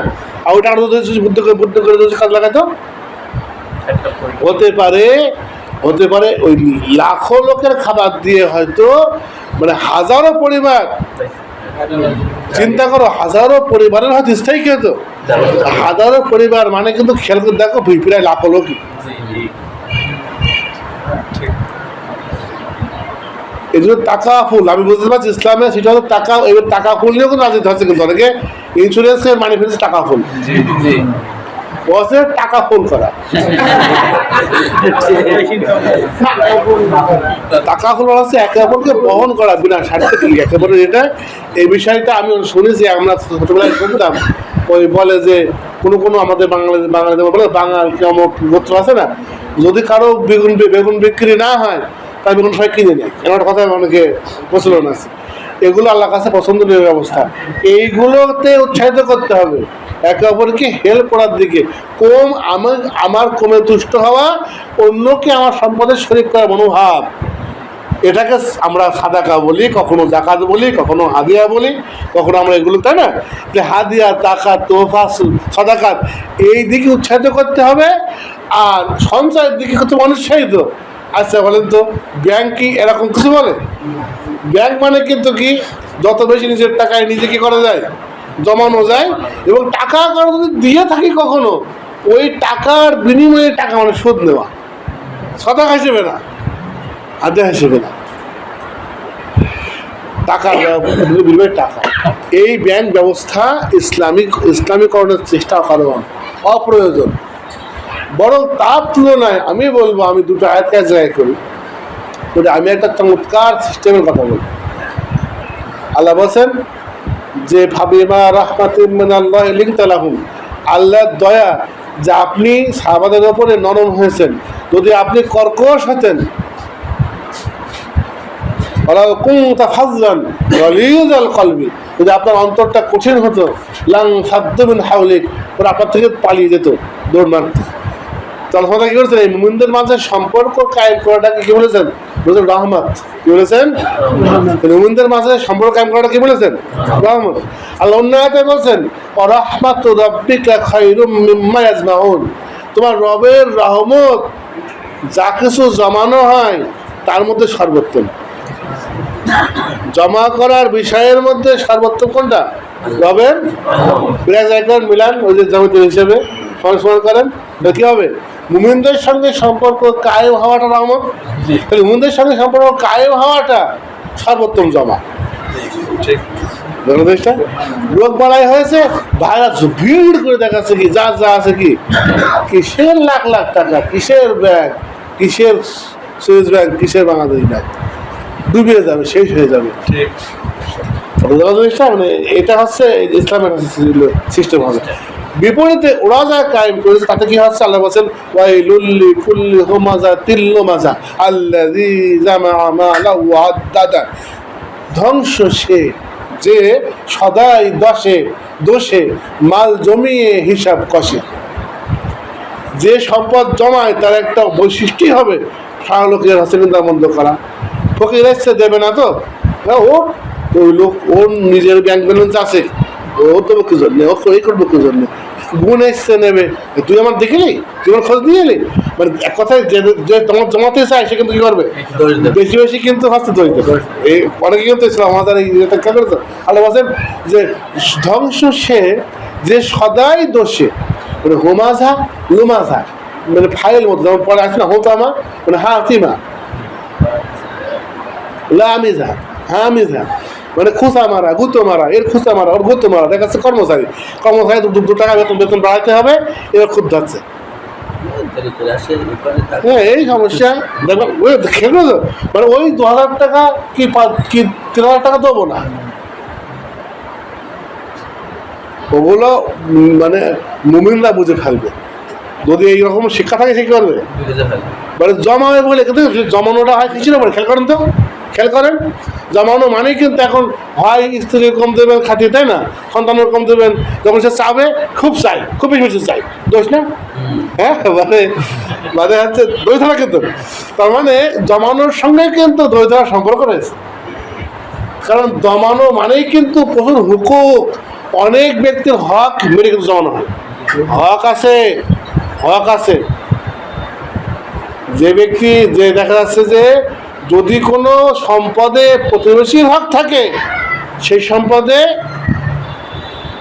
স্ত্রীর সন্তানের হক কতখানি, বাড়ির মধ্যে লোক, সেই সম্পদে কর্মচারী হক, যে কর্মচারী তার হক কতখানি, সে তো আমার খাতে হচ্ছে, হাতে হাত দিয়েছে, হক আছে। তো এই হকটা দেব না, এখন দেবো না, তখন না দেওয়ার তরিকাটা কি? যা দেবে না তার কি করবে? ওই তো আমার এই করে, ওই তো আমার এই সমস্যা করে, দেখবেন দোষ ধরবে। কিন্তু এই জন্যে ওয়াইলুল্লি কুল্লি হোমাজা তিল্লুমাদা, ধ্বংস সে যে সদাই দোষ, এর দোষ, ওর দোষ, হদ্দবন হদ্দবন হদ্দবন, আমি ডাকবো না এর দোষ, সবসময় চেয়ে বেড়া। আর দেখেছো দেখি ফকির সবসময় বসে থাকে, এই ঠান্ডা বসে থাকে, এই নিয়ে বসে থাকে সবসময়, কি দেবে না আসলে, তাই না? দেবে না, ওইটাকে ঢাকার জন্য কি করছে? জামা মালা আল্লাযী জামা মালা ওয়া আদ্দাদা, যে কি করে মাল জমিয়ে হিসাব কষে, ওই মালটা জমানোর জন্য কি করছে? সেখানে দৌড় থাকছে। দেখো ইসলাম দিল যে না জমিয়ে বরং সম্পর্ক কায়েম করাটাই সর্বোত্তম জমা, আর এখানে জমা থেকে সম্পর্ক কি হলো? এইবার সম্পর্ক প্রতিবেশীর সঙ্গে প্রতিবেশীর নেই, চাচার সঙ্গে ভাইস্তের নেই, হ্যাঁ এসছে বলছে কি ব্যাপার, কি জন্য আসলে?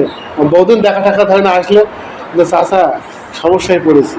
বলছে আমি তোকে যাচ্ছিলাম, আমি তোমাকে যাচ্ছিলাম, আমারও সমস্যা করে, আমার সমস্যার মধ্যে আছে, আমি তোকে যাচ্ছিলাম। সম্পর্ক কি হয়? সম্পর্ক নষ্ট হয়ে যাচ্ছে, তাই না? ঠিক না? কোনোদিন ইসলাম বলতে পারে না ওই রকম নষ্ট ব্যবস্থা ইসলামী হবে কখনো। ওর থেকে বরং ইসলামী হবে কোনটা? এরকম উদারতা, এরকম দানশীলতা, এরকম জনহিতৈষিতা, এটাই হবে ইসলাম। এই জন্য আমাদের বিশেষ আছে এরকম।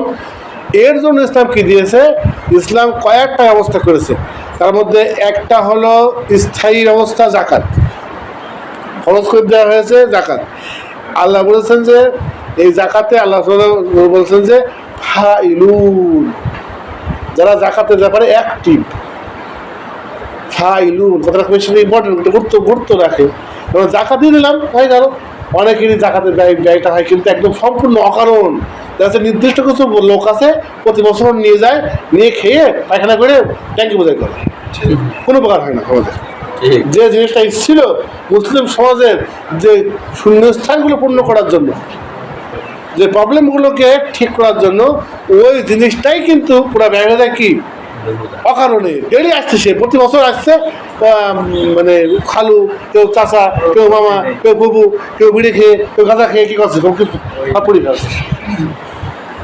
কি করছে? দেখাচ্ছে ম্যাক্সিমাম ক্ষেত্রে অনেকে ইনকাম করে স্বামী, জাকাত দেয় বউতি, এই সই অমুক সই অমুক তম অমুক ইয়ে, ঠিক আছে, দিয়ে জাকাত দিয়ে খাচ্ছে। ইসলাম বলছেন যে লা ইউফলিহা কওমুন আল্লু আমরাহুম ইমরাআ, সেই জাতি সফল হবে না যার যার কর্মকাণ্ডে বাহার কোনো মহিলা পায়। কারণ আমার তো যে পুরুষ তার তো মহৎ আছে, তাকে বোঝাতে পারছি, যে মহিলা তাকে বোঝাতে পারছি না। যদি মহিলা হয় কর্তা, তাহলে কি হবে? তো জাকাত একটা অবস্থা। এরপরে আছে সাদাকা, মানে নফল সবসময় দেওয়ার মানসিকতা। মুসলমান বলছেন যে উপরের হাতটা কি নিচের হাত থেকে উত্তম, সাদাকাতে কথা বলা হয়েছে।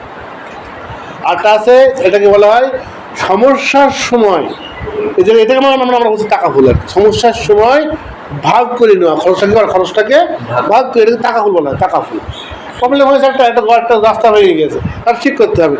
এখন দেখা যাচ্ছে ওখানে যারা লোকজন আছে গ্রামের, এক জায়গায় কী করলো, এই তারা হচ্ছে কেউ শ্রম দিল, কেউ টাকা দিল, কেউ সময় দিল, জিনিসের ব্যবস্থা হয়ে গেল। এটা কি কখনো ট্যাক্সের আকারে, কখনো মানে মানে বিভিন্নভাবে এটাকে তোলা হয়।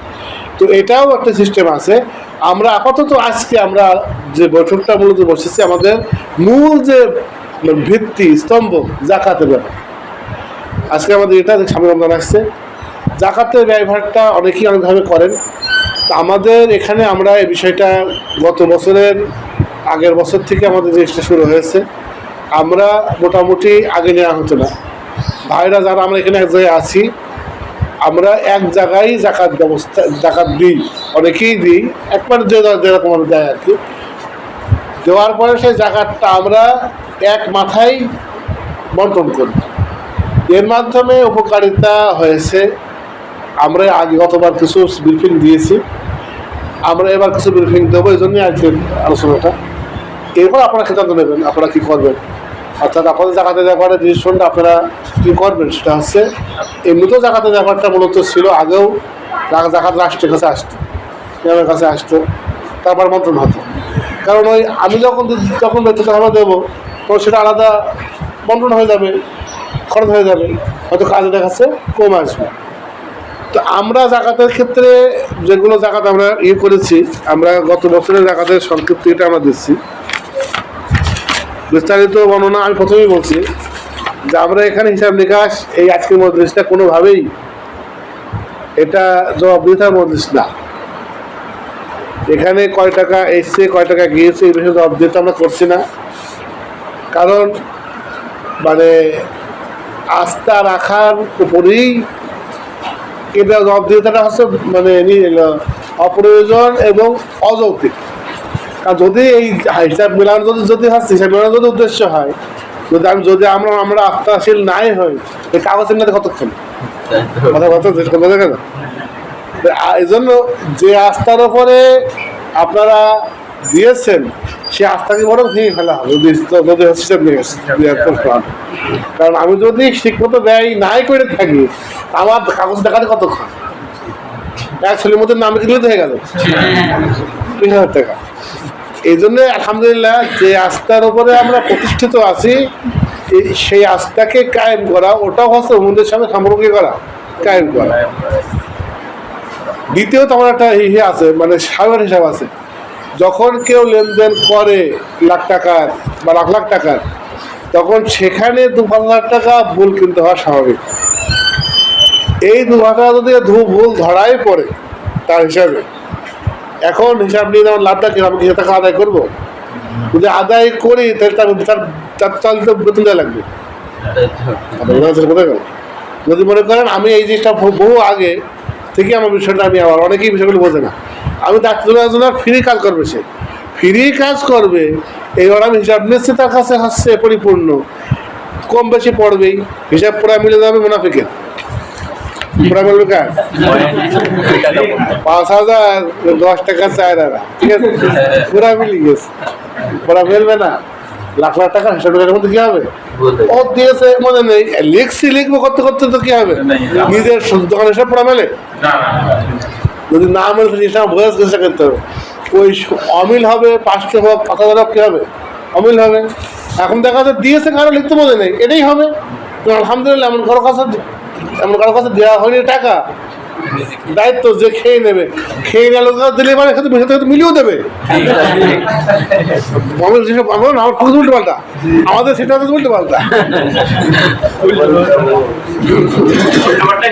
বলছে দুর্নীতি ধর্মের হচ্ছে শেষে ক্যামেরা, শেষে ক্যামেরা দেখবে কিনা কথা বলছে আর রাখছি তো বলছে সে তো খেয়ে যাবে, ওরও ভাগ করে খাবে, বেশি খাবে। আগে একা খাচ্ছিল, বেশি কম খাচ্ছিল। এই জন্য আমাদের হিসাব দেওয়ার উদ্দেশ্য না এখানে। আলহামদুলিল্লাহ এই বিয়ের দায়িত্বটা প্রথমে আমি রেখেছিলাম, পরে এটা যখন বেরিয়ে গিয়েছে এর পরিসর, এই দায়িত্ব এখন মাহাদি পালন করছে, আমাদের মাহাদি। তো আলহামদুলিল্লাহ আমরা আস্থা রাখছি এবং আস্থা রাখি, আর এটা চলছে, এভাবেই চলবে। তো এখানে আমরা জাস্ট আপনাদের আমাদের এই ব্যয়, আমাদের এটা বন্টন করার মাধ্যমে উপকারটা কেমন হচ্ছে এটা বোঝানোর জন্য আমাদের এই আয়োজনটা।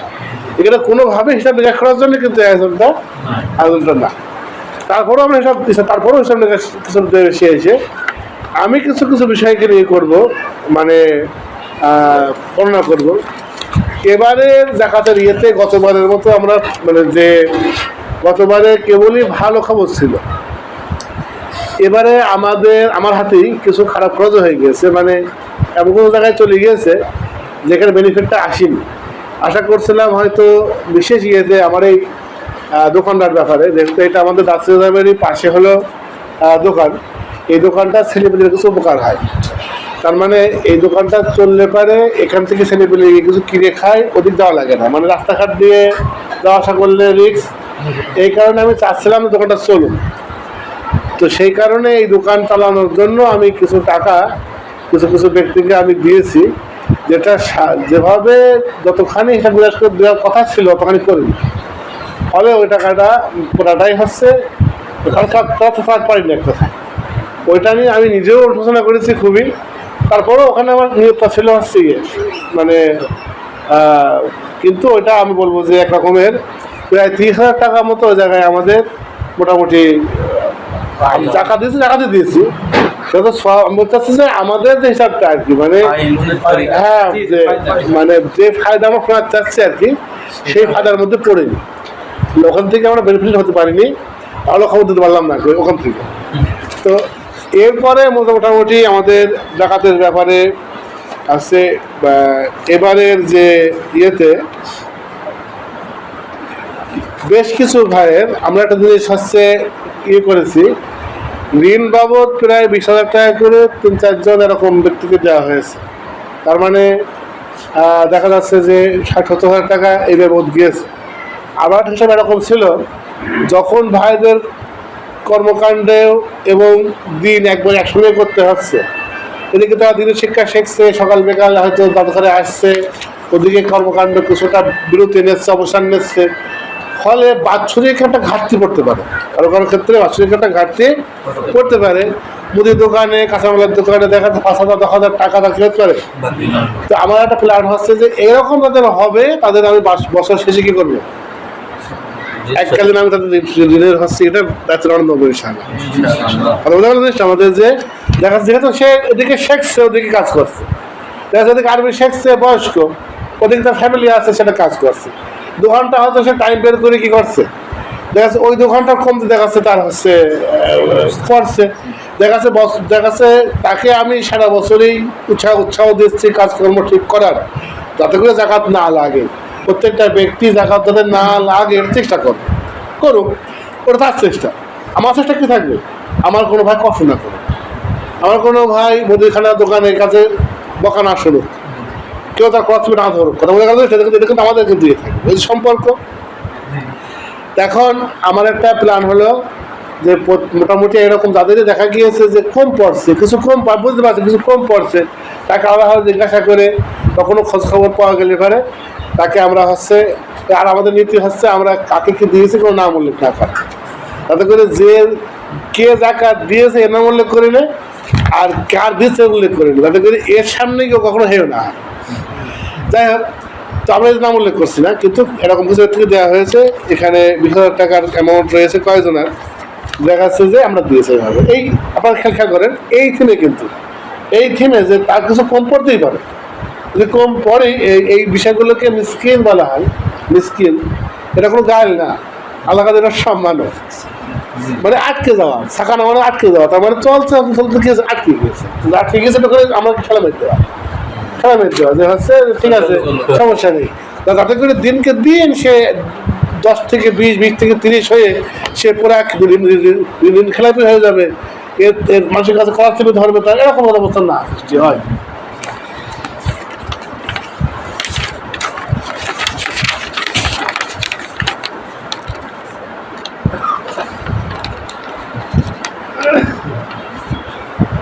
এরপরে সাধারণ ফান্ড থেকে আমাদের বিভিন্ন দাঁতঘরের খরচ গিয়েছে, এগুলো অভ্যাস খরচ হয়েছে, জেনাতে দাঁতঘর হয়েছে, সেখানে বাস টিন এগুলো আমাদের মানে গিয়েছে, আমাদের মাধ্যমেই কেউ দিয়েছে, সে সাধারণ ফান্ড আর কি, সেখান থেকে গিয়েছে। এরপর হচ্ছে আমরা হচ্ছে সাধারণ ফান্ড থেকে আমরা কিছু ঋণ দিয়েছি, আমরা বলে কারোর নাম বলবো না, দেখা যাচ্ছে কারো প্রবলেম হচ্ছিল, আমরা জাকাত থেকে ঋণ দেওয়া যায় না, আমরা জাকাত থেকে ঋণ দেওয়া হয় না, কারো সাধারণ ফান্ড থেকে ঋণ দেওয়া হয়। ওই ঋণটা আবার যখন সে ব্যাক দেয় আবার দেখা যাচ্ছে ওটা অন্য জায়গায় ব্যয় হয়ে যায়। যদি কোনো কারণে ঋণ খেলাপ যদি ঋণটার ব্যাক করা না আসে সেটা দামি হয়ে গেল, চলে গেল, সমস্যা নেই, এই জন্যই সাধারণ ফান্ড থেকে দেওয়া হয়। তাতে করে এমন ঋণ দেওয়া উচিত না যে ঋণটা আমার ব্যবসা ফলে আদায় করাই লাগবে, এমন ঋণ দেওয়া ঠিক আছে যে ঋণটা আমার ঋণ দেওয়ার সময় ছেড়ে দেওয়ার আন্তরিকতা আছে, ফলে সম্পর্ক নষ্ট হবে না। অর্থাৎ যদি সে না দিতে নাই পারে, আদি সে এসছে রসুলাম বলছেন আর্ধেক ছেড়ে দাও, দুজন তর্ক করছে, এ ঋণ দিয়েছে চাচ্ছে দাও টাকা দাও টাকা দাও, রসুলাম বলছেন ছেড়ে দাও, ঋণ দিতে হবে কে, যে ছেড়ে দেওয়া কি আছে ওর মানুষের কথাটা আছে। আর যে আদায় করবই সেখান থেকে দেখা যাচ্ছে বিচার ডাকবে, মারধর করবে, মানে বাস নিয়ে আসবে, আমার কি হবে, ওই ঋণটা দেওয়া ঠিক না, কারণ ওরা কিন্তু হতেই পারে যে সে ঋণ পাচ্ছে না, তখন আমি যদি আমার খবর নাই হয় তো ঋণ না দেওয়া, আগেই না দেওয়া। তবে ঋণ দেওয়ার মানসিকতা থাকা উচিত, কারণ ঋণ দেওয়াটাও কিন্তু জান্নাতে যাওয়ার একটা উপায়। আজকে এসছে যে এক ব্যক্তি জান্নাতি হয়েছে শুধু এই কারণে যে সে ঋণ দিত আর ছাড় দিত।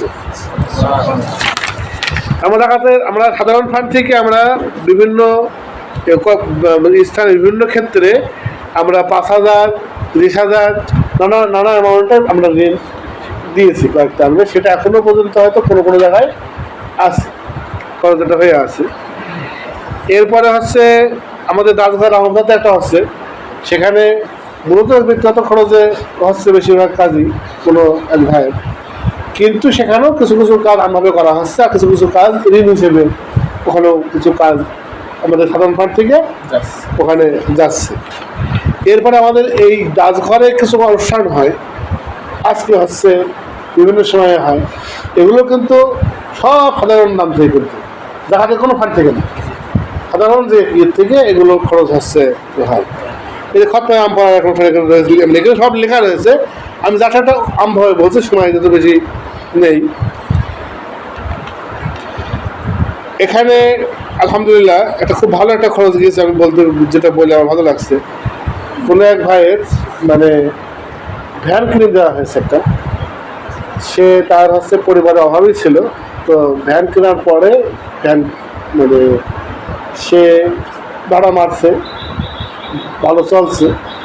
এখানে একটা মন্তব্য তার স্ত্রী করেছে, আমি না বলতে পারছি, হচ্ছে বলেছে যে এরকম ভালো লোকও আছে, যদি যদি আল্লাহর বান্দা এত ভালো হয়, আল্লাহ কত ভালো। আমাকে তাকে শিখিয়ে দিইনি, আমাদের সিস্টেমে হলো তাকাল্লুফ না, অর্থাৎ ভান করা না। সে নিজ থেকেই বলেছে, আর আমার কানে পৌঁছে, আমি এটা পৌঁছে দিলাম। এর একটা মন্তব্য কিন্তু যারা আপনার কাছ থেকে নিয়ে চাষা মামা খালু যারা খেয়ে ফেলবে, এটা কিন্তু করবে না, বড় কম হয়ে গেল, কম হয়ে গেল। তবে এটা কী হয়, তো ভ্যান কিনে দেওয়া আবার আমি এটা জিজ্ঞেস করেছি কি, আমি এটা করি, আমার কাছে চেয়েছে হচ্ছে দেখা তার দরকার হচ্ছে মনে করে 30,000 টাকা। তা আমি বলেছি যে আমি কী করি, টাকা আমার কাছে আছে, কিন্তু আমি বলি যে এটা অনেকে বুঝে খাবেন এবার, আর কী করে আমি বলি যে 15,000 টাকা দেওয়া যাবে, বাকিটা তোমার করতে হবে। আমার কাছে সিস্টেম আছে, সবাই নির্ভরশীল নাই বলুন, সে নিজের পায়ে কেউ দাঁড়া, যাতে সে এবার কষ্ট করে সে 10,000 টাকা কী করলো, 10,000 টাকায় সে যাই বেঁচে হোক, হ্যাঁ সে স্ত্রীর গহনায় বেচুক, সিঁড়ি ফাই দাঁড়ানো শিখুক। রোজনা বললেন না যে বাড়ি থেকে দাঁড়াতে নিয়ে এসো, এই ঘটি আর কম্বল বিক্রি করে দিলেন, দিয়ে হচ্ছে কুড়ুল কিনে দিলেন। তো তার টাকা দেখা যাচ্ছে পিছিয়ে 10,000 টাকা ম্যানেজ করলো, 15,000 টাকা দেখার থেকে গেল, 10,000 টাকা ম্যানেজ করলো, আর 5,000 টাকা ঋণ দিয়েছে সাধারণ ফান্ড থেকে। এই ঋণটা যদি না পারে কী করবো, কিন্তু একবারে না, মানুষকে একবার ফেরত দিলে কী আছে, দেখাচ্ছে জিনিসটা হচ্ছে সহজ মনে করবে। এই জন্য একমত সরকারের যেটা আসছে বন্টন করা, এই খরচ আমাদের খুব ভালো একটা খরচ গিয়েছে। ছেলেপিলেকে নিয়ে যে পিকনিক করা হয় দত্তনগরের ছেলেপিলের যে পিকনিকটা, এই পিকনিকে কিছু এক্সট্রা খরচ করা হয়, কারণ আমরা কোনো চাঁদা যেটা ঠিক করে দিই ছেলেপিলের বেশি দিন রাতে করে সবাই পারবে না হয়তো, অনেকে সবাইকেই নিয়ে যাওয়া হয়, আর চাঁদা ঠিক করা হয় কম, 100 টাকা 200 টাকা ঠিক করা হয়, বাদ বাকি খরচটা আমরা বড়রা দিই। দেখা যাচ্ছে বড়রা দিয়েছে, তো তারপরেও হয়তো কিছু কিছু খরচ হয়তো যদি যায়, সেটা আমাদের ফান্ড দিয়ে কী হয়। যেমন হচ্ছে ঝিনাইদহ হচ্ছে, ওখান থেকে যারা ছেলেপিলে এসছে, বেশ 5-7 ছেলেপিলে এসছে, 8জন ছেলেপিলে এসছে, ওই 8জনকে তারা মোটরসাইকেল নিয়ে আসছিল। তাই বললাম যে একটা প্রাইভেট ভাড়া নাও, তো ওইটা আমরা এখান থেকে হচ্ছে, তো তাদেরকে এই ঠান্ডার মধ্যে কষ্ট করে আসবে, এই কষ্ট করে মানে না আসে, এর জন্য আমরা হচ্ছে এই সেই শিক্ষা সাপোর্টের খরচগুলো আমাদের গিয়েছে। জাকাত ফান্ড থেকে সাধারণত ঋণ দেওয়া হয় না, আমি একটা কথা বলে ভাবলাম, ঋণ দেওয়া হয় না জাকাত ফান্ড থেকে, এগুলো সাধারণত দেওয়া হয় না। কিন্তু এই বছরে এই ঘর করার সময় কিছুটা আমরা ইয়ে হয়েছিলাম, জাকাতের ফান্ড থেকে কিছু ঋণ গিয়েছিল, পরে সেটা আবার শোধ হয়েছে। মানে একটা সময় পর্যন্ত এই ঘরের পিছনে হচ্ছে কিছু ঋণ হচ্ছে ছিল আর কি।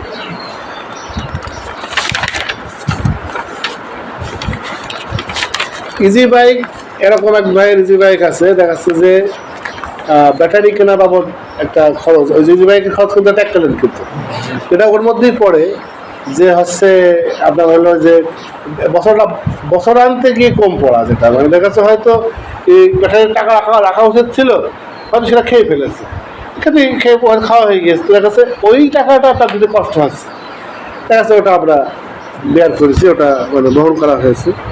চিকিৎসা বাবদ বেশ কিছু ক্ষেত্রে আমাদের টাকা কিছু কিছু সুন্দর একটা জায়গায় গিয়েছে। আমাদের এই রাষ্ট্রীয় গ্রামের ছাত্র ছেলে সব, মানে আমি বড় কোন এলাকাও বলছি না, তো ওখানে মোটামুটি মনে হয় 10,000 টাকা মতো হচ্ছে দেওয়া হয়েছিল। তো ওই খবরটা আশপাশে মতো ছড়িয়ে গেছে। এবং মাদ্রাসা জাকাত দেয়, মাদ্রাসা থেকে যে জিনিসটা বের করা হয়, এটা ভেবেই অনেক অবাক হয়েছে যে হচ্ছে এরকম একটা মানে চিকিৎসার ক্ষেত্রে আমরা কিছু খরচ দিয়েছি। এরপর দেখা যাচ্ছে বেশ কিছু ভাইয়ের চিকিৎসার ক্ষেত্রে 5,000 10,000 এরকম মানে হচ্ছে খরচ গিয়েছে আর কি।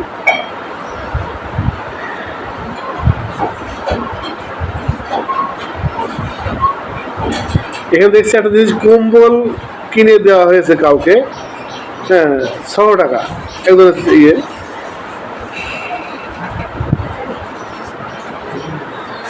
এরপরে একজন বৃদ্ধ ব্যক্তি ওই ভাতা দেয়, আর ওই ভাতার কারণে সব খাতা দিয়ে ঘুরে ঘুরে বেড়ায়, দিয়ে 500 পায়, 500 পায় না। তো ওই বৃদ্ধ একজন ব্যক্তিকে 1,000 টাকা দেওয়া হয়েছে। আর এর মধ্যে খোঁচা আছে আশপাশ থেকে অনেকেই। আপনারা খুশি হবেন যে আমার একটা প্ল্যান ছিল, যখন আমি লোকাল পর্যায়ে যখন আসছে মাদ্রাসা করছিলাম, প্ল্যান ছিল যে আমার ছাত্ররা রমজান মাসে মানে ফিতরা তারা দিয়ে বেড়াবে, প্ল্যান ছিল। তো সেই প্ল্যানটা বাস্তবায়ন হয়েছে। ওই দিয়ে বেড়ানো আমি করতে পারি, কিন্তু ইয়া হয়ে যায়, ছাত্রদেরকে নিয়ে গিয়ে বাড়ি বাড়ি দিয়ে বেড়ানো দেখানো হয়ে যায়। তো সেটাই করা হচ্ছে, কিন্তু ওরকম শোকই করা হচ্ছে, শো আপ করা হচ্ছে না এটাই। তো দেখা যাচ্ছে যে আমাদের এখানে আপনারা খুশি হবেন যে অনেক লোক এসছে বেটা মাদ্রাসা বা এই আপনারা কেন পড়াশোনা, হ্যাঁ ওই জাকাত নিতে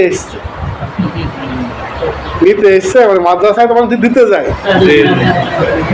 এই যে একটা ইয়ে ঘুরে যাওয়া, মানে যে অনেকেই একপাশ থেকে এসছে যে আমাদের কিছু, আমার অসুস্থ কি, আমি এরকম এই সমস্যা, আমাকে কিছু দিয়েন, এরকম বাবদ কম বেশি কি করা হয়েছে, দেওয়া হয়েছে। তো এই ধরনের খরচ হয়েছে।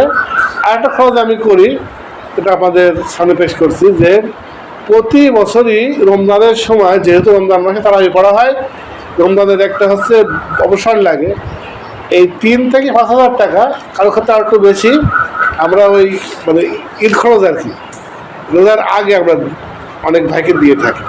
এই বাবদও প্রায় 50,000 টাকার মতো মানে খরচ গত বছর হয়েছে, এবারও হবে, সেটা আগাম রাখা রয়েছে আর কি।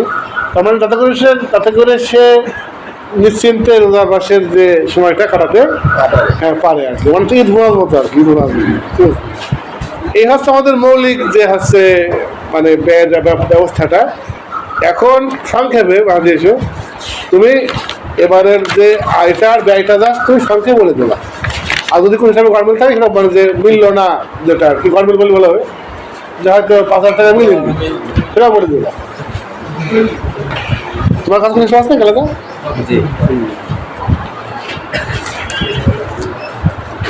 তো একটা কথা বলি, এর আলোকে আপনারা বিচার করবেন বা মন্তব্য যদি কিছু করতে চান কেউ পরবর্তীতে। আমরা যেহেতু সময় কম, যে আপনাদের কেমন বিষয়টা কেমন লাগছে, কোনো কিছু বলার আছে কিনা, এবং এর আলোকে ডিসিশন নেবেন আপনারা ইনশাল্লাহ এই কর্মে আমাদের সঙ্গে হ্যাঁ মানে আছেন কিনা, বা যে কথায় যে সঙ্গে একটা কথা না, হ্যাঁ ইনশাল্লাহ কেউ কেউ প্রস্তুতি নেন। তার দিকে তো একটা সংক্ষিপ্ত মন্তব্য যদি করতে চান, আমার ভাবতে ভালো লাগবে যে আমরা কিন্তু এটা কিন্তু করছি সম্পূর্ণ একটা উদ্যোগে, অবশ্যই স্বেচ্ছাসেবী হয়ে। কারণ আমি অবশ্যই বলি, ইচ্ছা করলে কিন্তু এই ক্ষেত্রে কাউকে বেতন দিয়েও রাখা যায়, বেতন নেওয়া যায় কিন্তু। কারণ আমি যেহেতু আপনার টাকাগুলোকে একটা সঠিক জায়গায় পৌঁছানোর জন্য একটা ব্যবস্থা কায়েম করা হচ্ছে, সেখানে বেতন নেওয়া কিন্তু চাই, কিন্তু তাও বেতন না নিয়ে কী করা হচ্ছে, চেষ্টা করা হচ্ছে পৌঁছে দেওয়ার, শুধুমাত্র আপনাদের কাছ থেকে ভালো কোনো কিছু যদি পাওয়া যায়, মানে আল্লাহ কাছে সব আপনাদের কাছ থেকে একটা যে ভালো মন্তব্য। তো ইনশাল্লাহ অনেকেই পছন্দ দেবে, আশা করি কিছু মন্তব্য করবেন, আমাদের খাওয়াটা দেবেন, সমস্যা নেই। তো আমরা ইনশাল্লাহ একটু কিছু মন্তব্য আমরা শুনবো, আর কেমন লাগছে, আরও কিছু করা যায় কিনা কিছু বললে আপনার বললে বলতে পারেন। আলহামদুলিল্লাহ, আমার খুব ভালো লাগছে যে শাহেক আমাকে গত বছরের সেপ্টেম্বর থেকে দায়িত্বটা দিয়েছিলেন।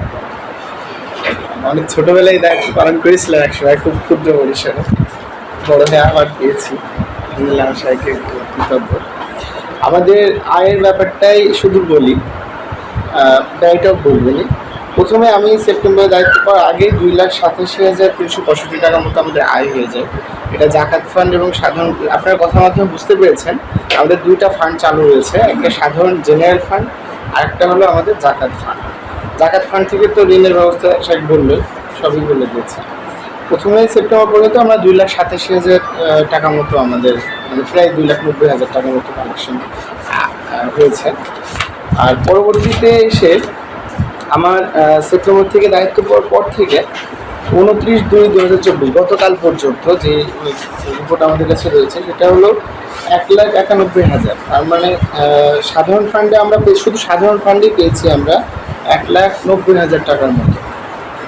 ওখানে খরচ হয়েছে 1,88,000 টাকার মতো, এরকম ব্যয় হয়ে গেছে। সাধারণ ফান্ডে টাকার পরিমাণ খুবই কম আছে, 3,750 টাকার মতো আছে। আর আমি শুধু জি স্টোরি বলে দিচ্ছি। আর জাকাত ফান্ডে আমি দায়িত্ব পাওয়ার পরে আমাদের কাছে জমা হয়েছে হলো 1,05,378 টাকা মতো। সেখানে আমরা খরচ করেছি 90,600 টাকার মতো। আমাদের মূল ফান্ডিং এখন বর্তমান অবস্থান হলো জাকাত এবং সাধারণ ফান্ড মিলায়ে বর্তমান ব্যালেন্স রয়েছে 18,528। কিন্তু একটা মজার বিষয় হলো আমি গত মাসেও একটা হিসাব করেছিলাম, সেখানে 1 টাকাও কম বেশি ছিল না।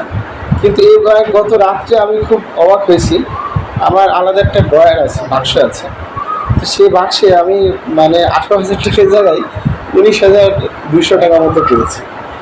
তো এখন বেশি হয়ে গেল বুঝতে পারছি না আমি, তো কম হয়নি, এটাই আর কি হিসাবে গরমিল এটা অথচ ও চেষ্টা করেছে সর্বোচ্চ মানে লিখে সমস্ত চেষ্টা করেছে যে এই না করা। গত মাস পর্যন্ত আমার ঠিক ছিল, গত মাসে 21 তারিখেও আমি হিসাব করেছিলাম। আর আজ গত রাত্রে হিসাব করে আমি আমার বাক্সে 500 টাকা বেশি পেয়েছি। তো এটা হলো ইয়ে হয়ে গেছে, গরমিল হয়ে গেছে। এই আমি আর বলার কিছু নেই। ধন্যবাদ। আসসালামু আলাইকুম। মন্তব্য করবো। আমাদের আব্দুল মুআল্লিম আমাদের ডাকঘরের মানে কেন্দ্রীয় ডাকঘরের হচ্ছে পরিচালক, ওর কাছে একটা ফান্ড হচ্ছে এই ডাকঘর কেন্দ্রিক একটা ফান্ড ওর কাছে আছে, অর্থাৎ ডাকঘরের জন্য যদি কিছু দেয় সেটা হচ্ছে কোনো কিছু কেনা টেনা ফ্যান ট্যান যাই হোক না কেন, সেটার একটা হিসাব আপনার কাছে কেনা।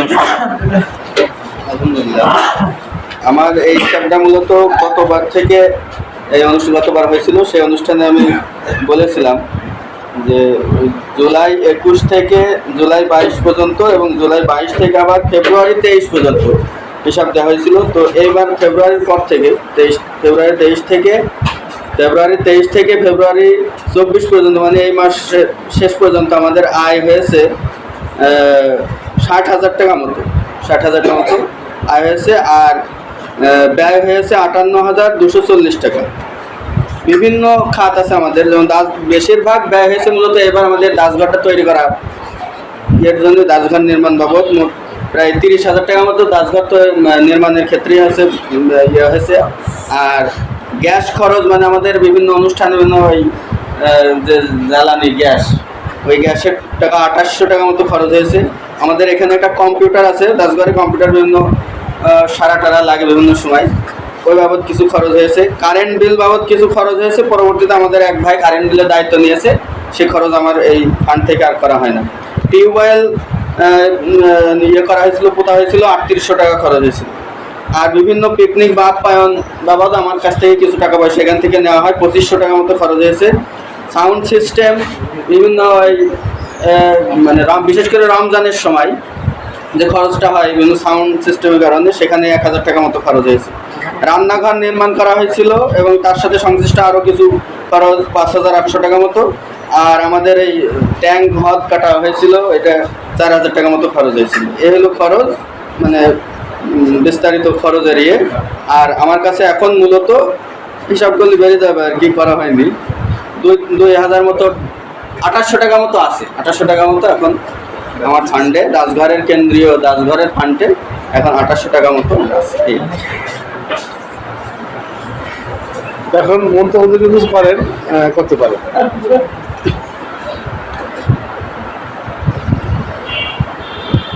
এই যে আমাদের মালানো ওরফে শেষ আর কি, ওদের কথাবার্তা আমাদের যা দেয় এই শেষ। না করতে পারে কেউ ভাই বল।